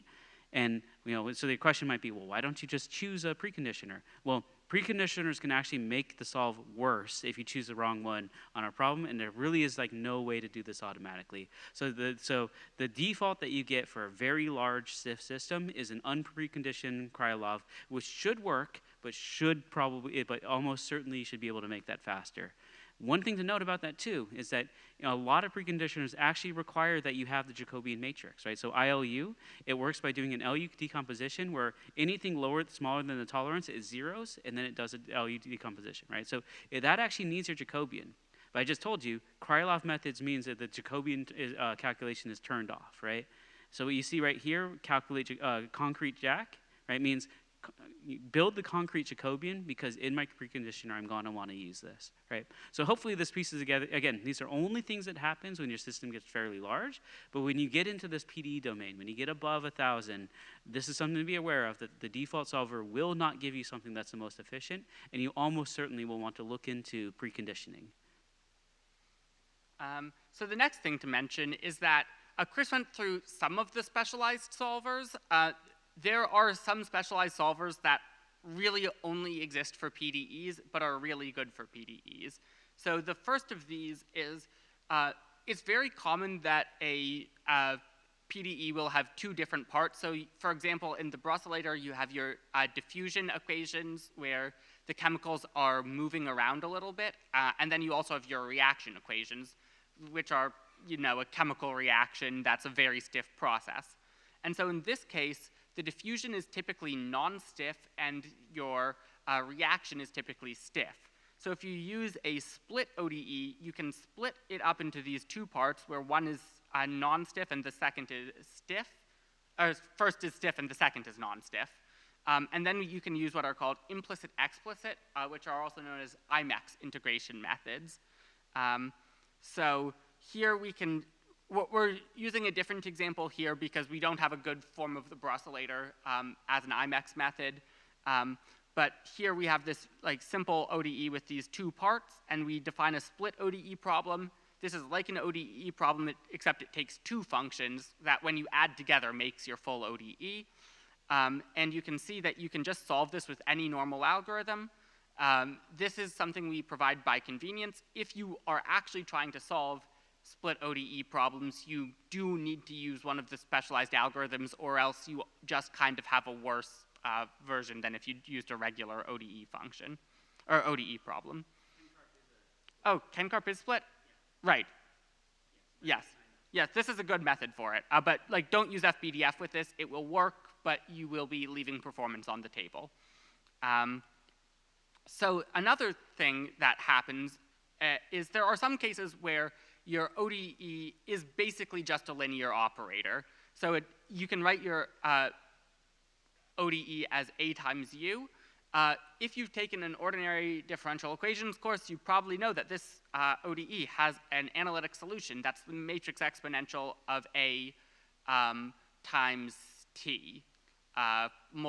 And then you multiply that by your initial condition to get your solution at any time. And so you can see here we have these exponential integrators. There's also a library called ExponentialUtils.jl, which this uses, and this gives you solvers that just can compute the value at any point in time immediately. But also, if you have a split function where one of your pieces is purely linear, it will use the matrix exponential for the linear piece of your equations, and then it will use the rest of the ODE solver for the nonlinear, and then it will combine them together. One thing to note about these exponential integrators is that if you use an exponential integrator, you can end up taking very large time steps, and then your solution interpolation may not mean very much. So if you're using these methods and you need to take values at specific times, you probably should be using t-stops, because otherwise your solution will just be a point at the beginning and a point at the end. Although for these split versions of exponential integrators, you will have some time steps that are imposed by your nonlinear component. So there's also methods that aren't split ODEs but are still basically linear ODEs. So if you have U prime equals a matrix operator, except it depends on time, and then that multiplied by U, there's these methods called Magnus methods. And if you have A of U, but so this is a function of U but not of T, then there are methods called Lie group methods. Neither of these methods are especially commonly used, but they can be very useful in some circumstances. Yeah, I will say, so the Lie group methods, I think, they're kind of hyped up in the literature probably a bit more than they should. There are cases where they're pretty good, but the Magnus methods, I think, are really one. If you work on a lot of physical systems and you have not looked at the Magnus methods, they can be a very good method. So a lot of problems that fall into this form are linear time-dependent partial differential equations. So, for example, the Schrodinger equation is a linear partial differential equation. If you have a time-dependent Hamiltonian, it follows exactly the form of Magnus methods, and these methods will give you much better conservation properties. So if you're trying to make sure that you have conservation of probability or conservation of energy and such, the use of a matrix exponential will be very, very, very good at making sure you have these long-term conservations. And so I really think that the Magnus methods are also in this class of methods that I would say are relatively, very much underused for people in physical domains, and you should really make note of those. And the Lie group methods are really cool if you want to write a paper about them and you want to do some abstract algebra in a field that normally is missing a lot of abstract algebra. And sometimes they're fast, but mostly they aren't. And so here you can see here we're using SciML operators to define an operator. So this is sort of like a matrix. Or basically what we're doing here is we're defining a Jacobian matrix for this function, and you can see that here it depends on t, but then the other values of it are fixed. And for some reason, we don't have the code that actually shows how to run this, but yeah. These ended up out of order somehow. I'm not sure how that happened. No, they just ended up duplicated. Okay. And then the one other thing I'm going to mention before we move on to GPUs is that there's also methods called Runge-Kutta-Nystrom methods. If you have second-order ODEs and you took an ODE class, your ODE teacher probably told you, so here you can introduce variables to turn your second-order ODE into a first-order ODE. That is true. It is often more efficient to use a second-order ODE solver because it turns out that a second-order ODE has some extra constraints over an ODE with extra variables, and so you can make solvers that are even more efficient if you use these Runge-Kutta-Nystrom methods. Question?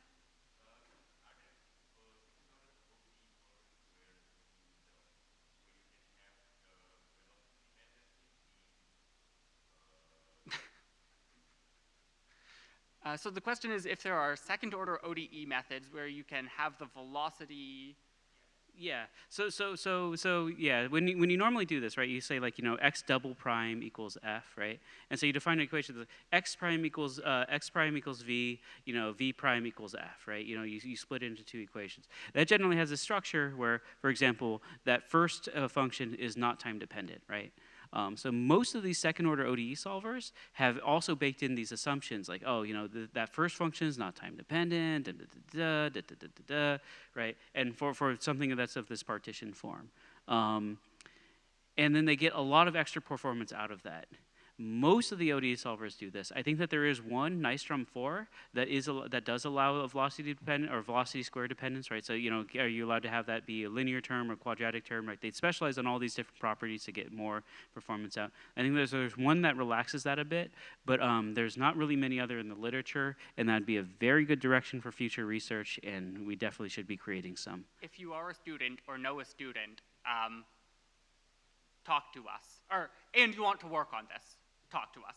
Also, if you don't want to work on this, but you have other questions, talk to us. Also, if you want to come to the dyad lunch, we have a lunch tomorrow, and we have, I think, 10 seats available for it, so sign up for that, and then talk to us. Okay, so onto graphic GPUs. So if you can buy a GPU that isn't ridiculously expensive, GPUs provide really good performance for some specialized problems. There's two different ways to use GPUs to solve ordinary differential equations. The first is within method parallelism, and the second is to use a GPU to solve like thousands and thousands of instances of an ODE with different parameters. The first one is what can come up in PDEs fairly frequently. So for you to consider using a GPU to solve your PDE, you should have a lot of states. So you probably need somewhere in the range of like 500 to 1,000 or more. You need to have a function call that takes a lot of time because calling out to a GPU takes somewhere in the range of a microsecond. So if your function runs in a microsecond, no matter even if the GPU computation was instantaneous, it's not going to be faster. And then the other thing is your function needs to be relatively simple. So it needs to be something that you can express with a lot of operations that can be performed in parallel. And the good news is all of these conditions are usually met for PDEs. So for just like a very simple example, we can look at this linear ODE. And yes, you could solve this with exponential methods. But what you can see here is you just load ordinary diffeq and CUDA. I don't actually think you need diffeq GPU for this example. And we make our matrix, we make a random matrix, we make a random initial condition, and then we can solve this problem, and we can see that it just solves ordinary diffeq doesn't care what your array type is. As long as it's something that's vaguely array-like, we'll probably handle it. And so with this, like here, all of the operations are happening on the GPU, but there's a lot of communication going on, but because all of the solver algorithm is happening on the CPU. So now if you want to solve ensembles, we have diffeq GPU, which has two different methods for solving ensembles. There's ensemble GPU array and ensemble GPU kernel. So for ensemble GPU array, the advantage of this is you basically just write normal code. So if you saw the Lorentz example that Chris gave back in the beginning, you'll see that this looks pretty much the same. And the downside is that this method also runs the solver on the CPU, so it has slightly higher overhead. But we can see, you create your initial conditions, we create our timestamp, our parameters, and then we define, diffeq GPU defines this ensemble problem. And so an ensemble problem is a bundle of a lot of different problems all together. So in this case, I believe we have, yeah, you can see here we're solving 10,000 instances of the Lorentz problem. and each one of them we're calling this prob func to mutate the problem a little bit. So we're specifically randomizing the parameters each different time that we solve the problem. And what you can see is you use ensemble GPU array with a CUDA backend, and this solves on CUDA. You also could use AMD GPU backend, or there's the metal.jl backend if you're on a Mac and you want to use your Mac's GPU. I think we have an Intel backend. I'm not sure how well it works. Oh, cool. And yeah, so you can see we're here just using a normal SEAT5 solver, and this runs 10,000 different ODEs in a second. But you know, a second's kind of slow. What if we want it to be faster? This is where we use the Ensemble GPU kernel. And the difference between the Ensemble GPU kernel is here we've rewritten the entire solver to run on the GPU. This means that you don't have nearly as many calls out to the GPU, each one of which takes a while. The two downsides are you're slightly more restricted in what your ODE can do, and also you can only use the solvers that we've specifically written. So we've written out a GPU SEAT5, we have Vern 7 and Vern 9, we have Rosenbrock 2.3 and Rotus 5P, and I think we have one fully implicit method. Nope, no fully implicit methods. And that's on purpose. Okay, there's a reason for that. Oh yeah, right, that's going to be because the Rosenbrock methods are going to do really well on GPUs because GPUs are really good at chewing through linear algebra. But yeah, so if we run this GPU kernel example, you can see now we're using static arrays. So as mentioned previously, this is the one case where you want to use the out-of-place form pretty much, is when you have a really small ODE. You can use a static vector, which is compile time known size, and then the allocations don't cost anything. And so here we have to make our U0 be a static vector, we make our parameters be a static vector, we similarly have the similar problem function, and now you can see that this runs in 1/100th of, or 13,000ths of a second instead. And you can see that you have to use the GPU SEAT5 rather than the regular SEAT5 for this to work. And I believe this also works with all the other backends. Oh, and then one other thing I should mention is that you can also, if we hadn't made if we'd use ensemble threads here, you can run multi-threaded ensembles on a CPU. But if you have a GPU, you probably want to be using ensemble GPUs if you have a big enough ensemble for it to be worthwhile. So here's some benchmarks of it. This is on this Lorentz example. In the red, you can see the ensemble GPU that I was showing you before, and what you see is until you get up to about 5,000 ensembles, like the cost of doing one ensemble and 5,000 ensembles is the same, and it takes, on this GPU, it took 1/10 of a second. On the one I was running on, it took a second. There's very different classes of GPU. I'm not entirely sure why there was such a speed difference here. But then for the ensemble GPU kernel, you can see that this is way faster. Whereas with the CPU, you pay for bigger kernels. With the GPU, you mostly don't. And what you can see here is that the crossover point is somewhere in the range of 100 to 1,000, vaguely. Ensemble size is where the ensemble GPU kernel ends up being faster than the just doing it on a CPU. And of course, all of this will depend on how many cores your CPU has, how strong your GPU is, all of that. The other thing to note is that there are some Python and C++ libraries that also support solving GPUs, or solving ODEs on GPUs. They all use this approach here. So all of their timings will be up here, and they will not be competitive until you're in the thousands or tens of thousands of ensembles.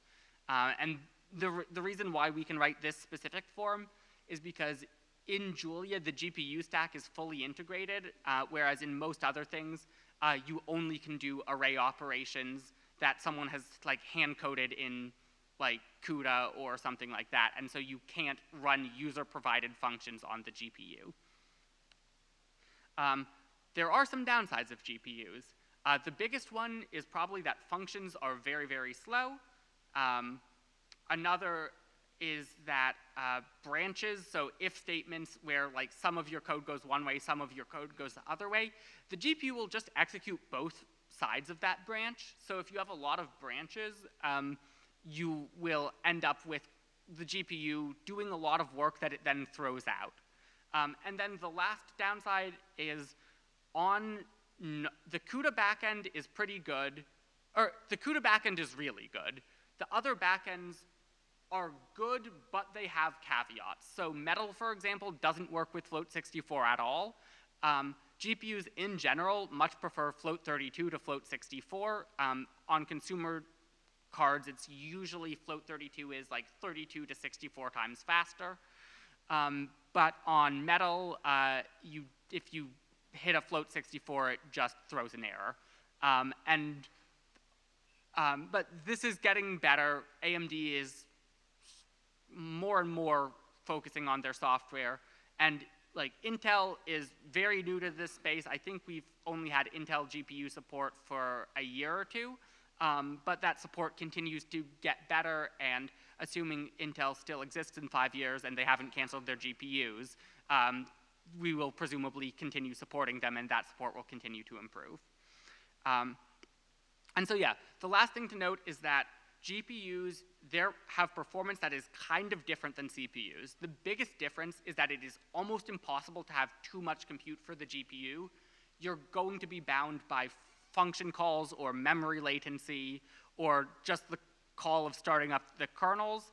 The one potential exception to that is if you use Float64. If you use Float64 on the GPU, it will probably not be faster than the CPU unless you've paid like $20,000 or $30,000 for one of the very fancy server GPUs that are made for HPC.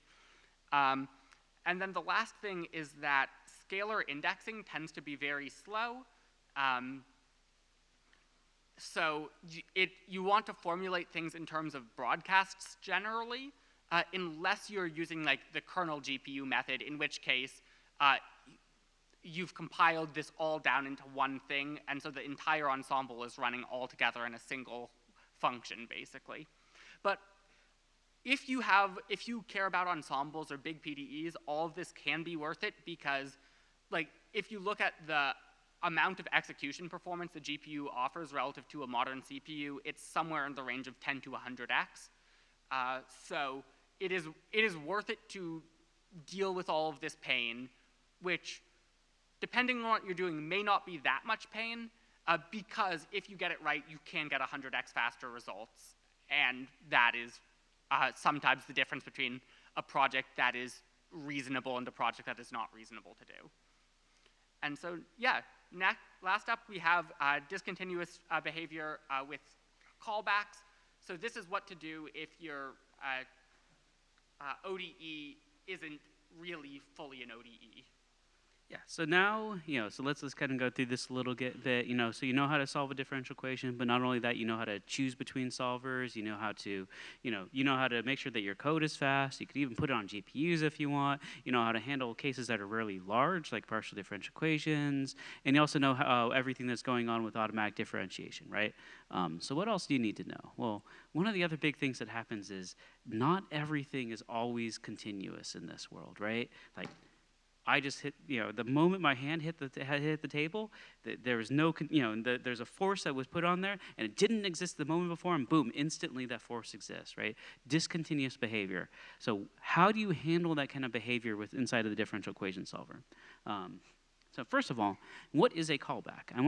I think it's easier to describe what all this stuff is by demonstration.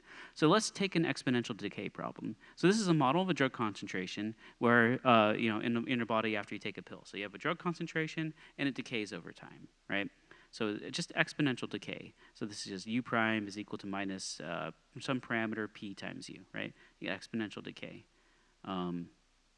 Okay, so what do I want to do? Now let's set up an intervention, right? So now instead of just letting the drug concentration decay, let's make it so that way at time t equals 4, you get an injection of more of this drug, right? So what I'm going to do is I'm going to say there's a condition. When this condition is true, something will happen. So when t is equal to 4, this is how you read it. When t is equal to 4, do some effect to the integration process, where that effect is take the value of u and add 10 to it.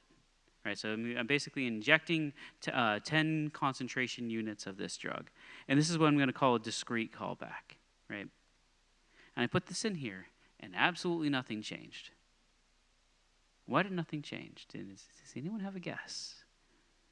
Let's see. Who's the expert that snuck into the intermediate room? Yes. Yes. So I said that when t is equal to 4, this should happen, right? But the solver just never ended up getting t equal 4. It stepped at 3.2, and it stepped at 4.3. It never hit t equal to 4. So that Boolean is never true. Right? So with a discrete callback, you're saying this is a condition, and if I check at the end of a time point that this condition is true, then do something. Right? You have to be careful when if you do that. You're actually hitting the time points that you're if you're gonna actually say I want to do something at a time point, you need to make sure that you actually hit that time point. So in this example, I need to put a t-stops here that says, make sure the solver hits t equals 4, and then when it hits t equals 4. It will add 10 to it, and ta-da, this is now this dosing. And you can do multiple doses too, right? So now I have 2 dose times. I'm going to dose at t equals 4 and t equals 8. And the condition is it's true whenever either t is equal to 4 or 8, right? Whenever t is in this dose times, right? And now I just have to do the t-stops is also at these 2 parts, right? So cool. I mean, so discrete callbacks are if at the end of any at the end of any interval, if this is true, then do this effect.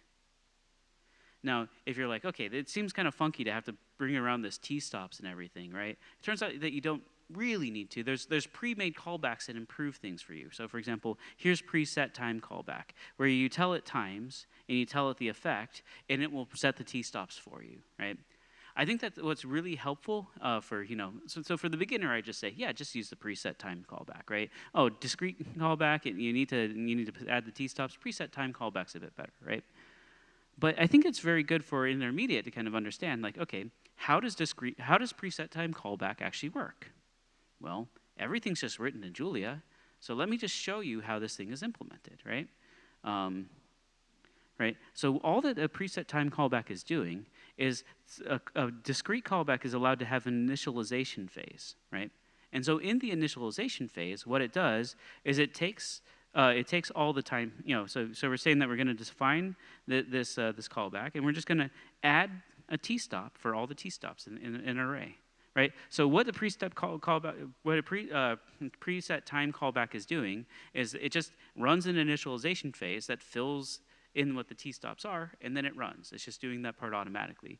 But that's a good thing to know, because if you ever have to do some initialization where like, you want to, at the start of your simulation, you want to pre-configure a few things and, do a few calculations and then start running, you can use the callback initialization phase to be able to force that to happen at the start of a solve. Right? And then, but so this is a callback where I'm changing u, right? So I'm changing the actual integrator value, but you can change anything else you really want about the integration process, right? So I can say, instead of changing the value u, I can change parameters, right? It can intervene in parameters. So and so instead of injecting a drug into someone, now you're basically saying like, they took in a pill. So now they're gonna slowly gain more of this drug before they start losing it again, right? And same thing, the syntax looks almost the same, except now we're just changing integrator.p instead of integrator.u.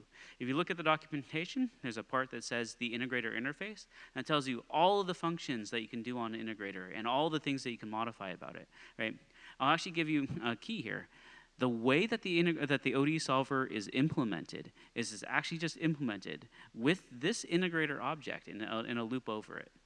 So you can do some crazy things because the solver is actually using the exact same object here. So you can change the time point that the solver is currently at and reinitialize it. You can add add a dosing point, tell time to start going in reverse, and Rick and Morty this. You can do whatever you want, right? I mean, but the documentation shows you how to do pretty much anything with these integrators. Though changing P and changing U are probably the most common things, right? So go to the documentation for more things on the integrator. Specifically, look for that term, integrator interface, and it'll tell you all the functions you can do with it. Add T-stops, terminate integration, yada, yada, yada. It goes into detail, right? I want to show that this discrete callback idea is very useful for a lot of other situations. One situation that's very useful for is putting your own logging in the solver. So let's say you're let's say you're running a very long computation on a HPC cluster somewhere, and you want it to be able to spit out to the REPL, or you want it to send you an email when it says, oh, how far along are you? Every single day, tell me how long the ODE has gotten to, right? It turns out that you can use callbacks as a way to implement all of this, right? All you do is you just say, condition equals to true, and then you do whatever you want, right? Well, what does this mean? Well, remember, at the end of every step, it checks, is the condition true? If the condition is true, then here I'm going to run some code, right? So if you just say condition equals true, then what this means is after every single solver time step, show what time is. And you'll see, it'll print this out.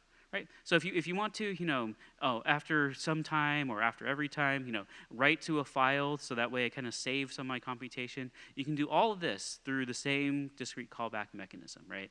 This is basically a way to do arbitrary code injection into the ODE solver.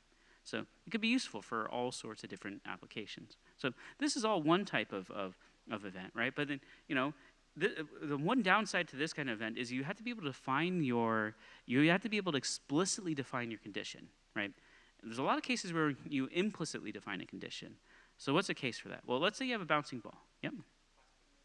Question, yes.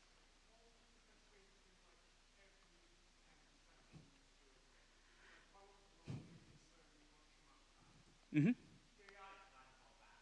Yeah, so there's a whole, check out the DifferentialEquations.jl, which is a whole library of a bunch of pre-made callbacks, right? They're all made from the same primitives here, right? So they're all made from continuous callbacks and discrete callbacks, but they're made to do some advanced behavior from that. So one really nice one to know is the iterative callback and the periodic callback. So for periodic callback, you just say, give it a DT, and then every DT, it'll fire, right?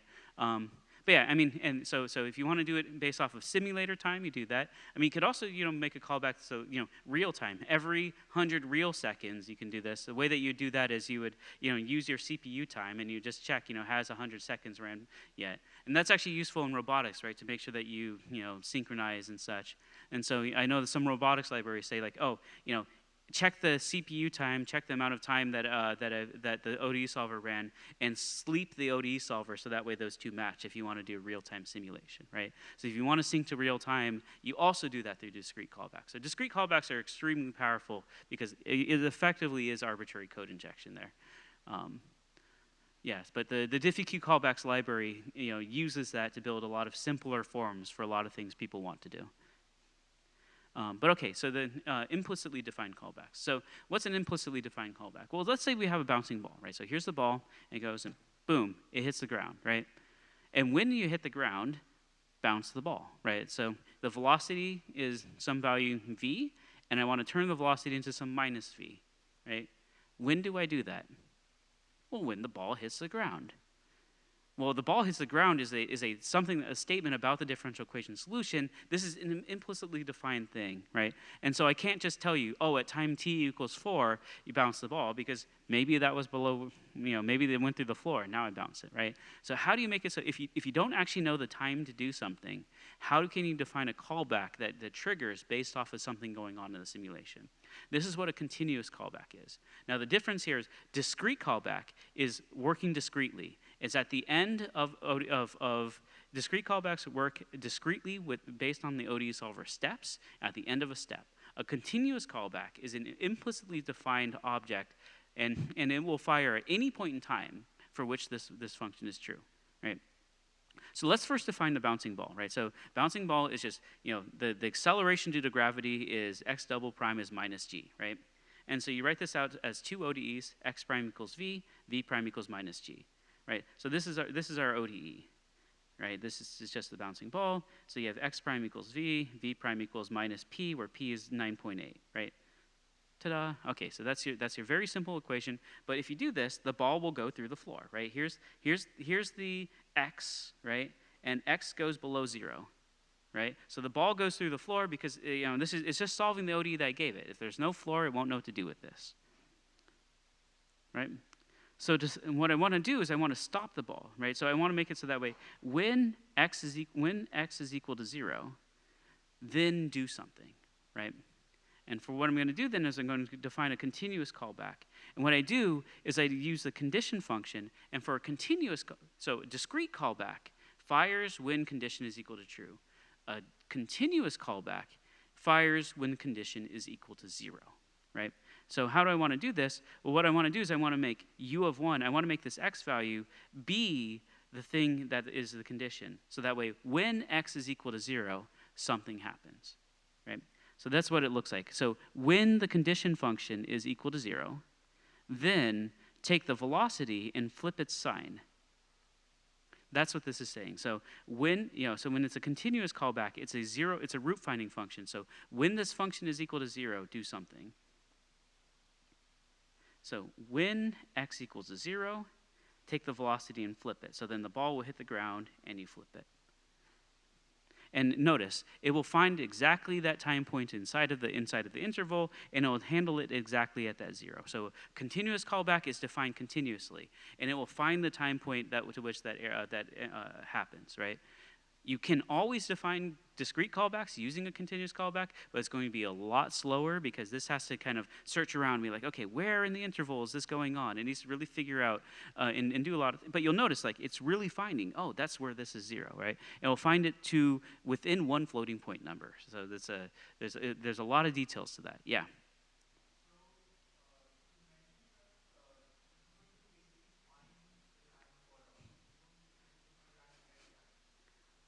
Mm-hmm.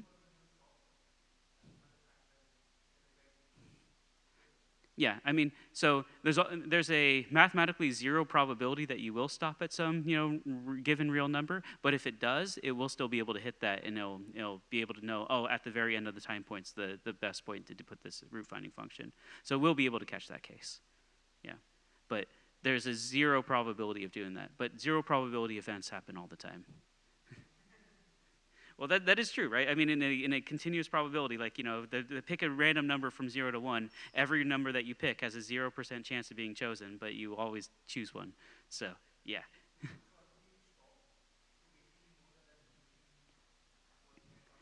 Yep, yeah. I mean, if you ever end up in, I don't know. Oh, okay.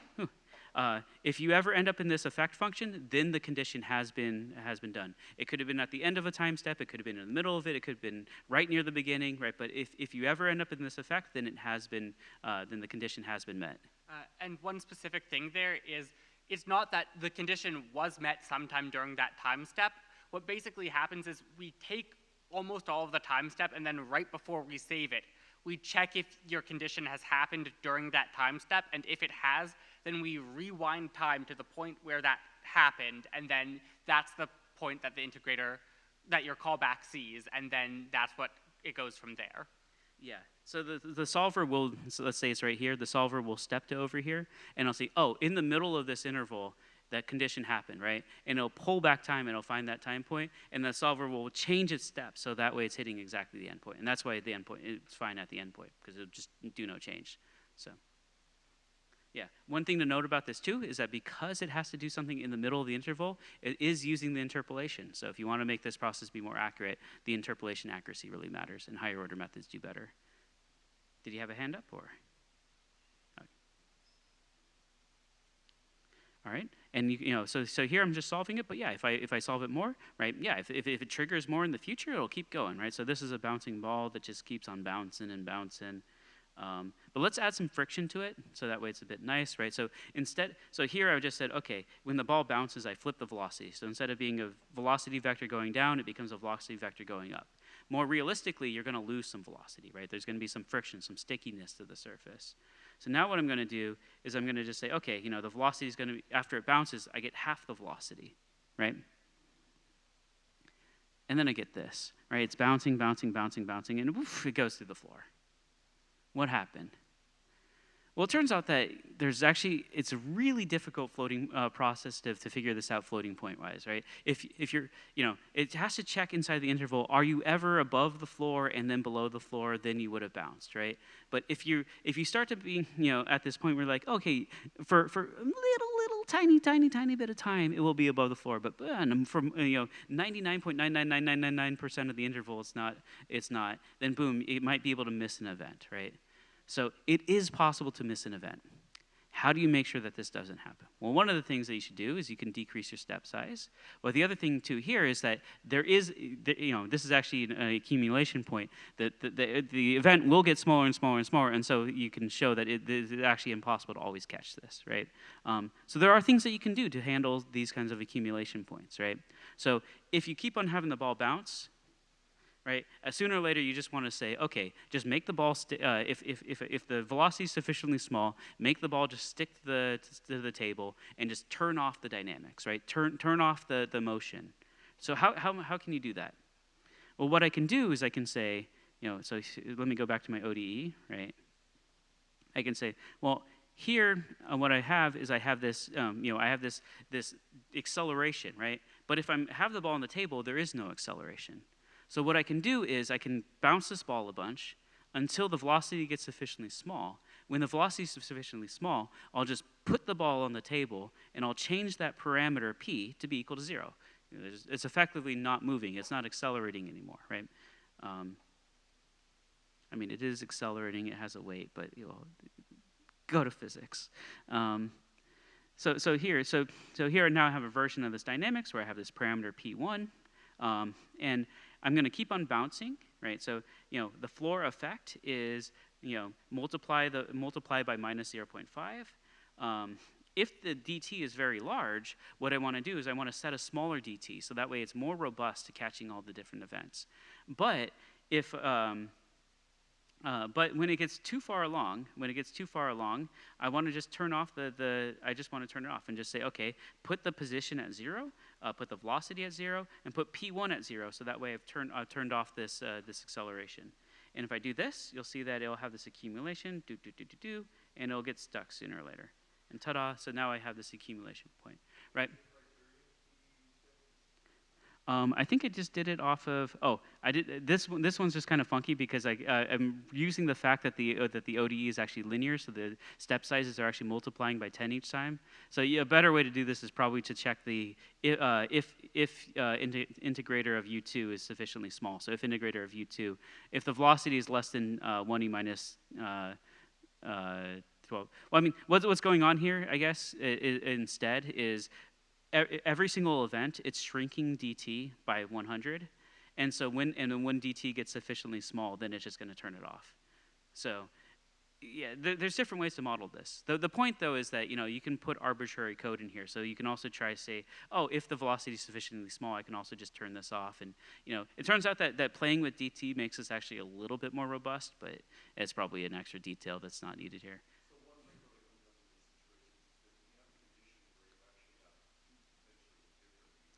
Mm-hmm.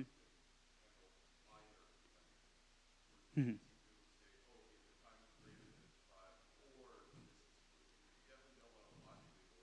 Yeah, yeah.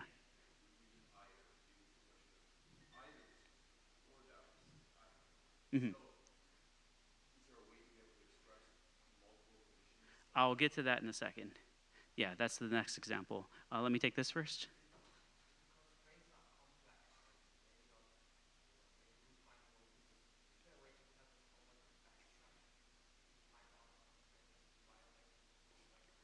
Yeah, so that's a good question. There is a question that says, oh, is there a way to make the solver actually backtrack if a constraint is violated? So for example, the ball should never go below the floor. Yeah.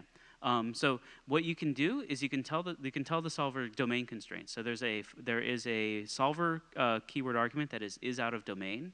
And is out of domain, so you can say, for example, is out of domain, u of 1 is less than 0, right?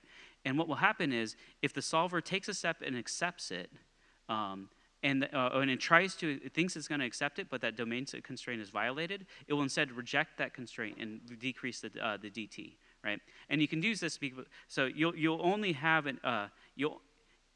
if you have an accepted step, then you will not have had one of these callbacks trigger, and so this is a way to kind of force it to say, oh, you keep trying harder because you keep on going below the floor. Looks like we lost the presentation for some reason. Unplug, replug, maybe? Wait. Yeah, it's trying to tell us it's lunchtime. My computer just shut down for no reason, apparently.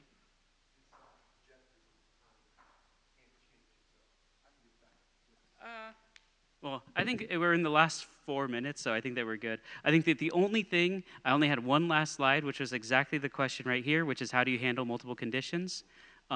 Basically, there's a construct called the vector continuous callback, and vector continuous callback lets you give it an array of zero finding functions, and it will trigger at the first one that happens. So the last example that I didn't show was you can do a bouncing ball where you have a floor and you have 2 walls, and you can have the ball bouncing between all these different things. So go check out the vector continuous callback for that one piece, and that was actually the last slide. So we were 1 slide away, so I'm just gonna drop that. So yeah, so that's everything about ODEs. No, that's definitely not everything about ODEs. That's probably about 10% of the library. Everything else I'll probably put into the expert zone because Pareto principle, 90% of what you do probably only uses 10% in the library, but that is the parts that you probably want to know. So, are there any other questions about solving differential equations? There better be, because there's other talks that are going to go into those details. Yes?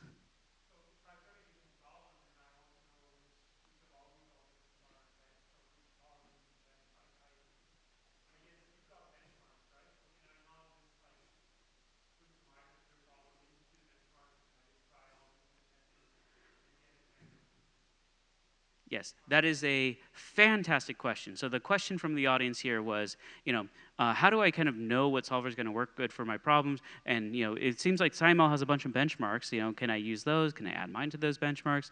The answer is yes, yes, yes, and yes. So one thing that I didn't talk about here is called the SciML benchmarks. If you search for SciML benchmarks, just scalability.jl, it should show up on any kind of search engine. You'll find that there's tons of benchmarks already out there, right? ODE systems that are stiff and non-stiff, 3 ODEs, 10,000 ODEs. There's just tons and tons of benchmarks that we put out there, right?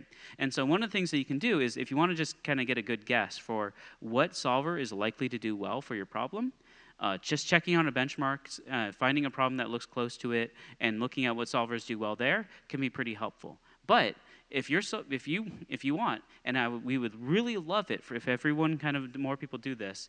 If you donate your problem to SciML, so if you give us your ODE problem, right? If you can make a pull request to the SciML benchmarks repository, which is basically just the code for your ODE. And then there's some scaffolding code around it, but you can just copy paste that from another benchmark.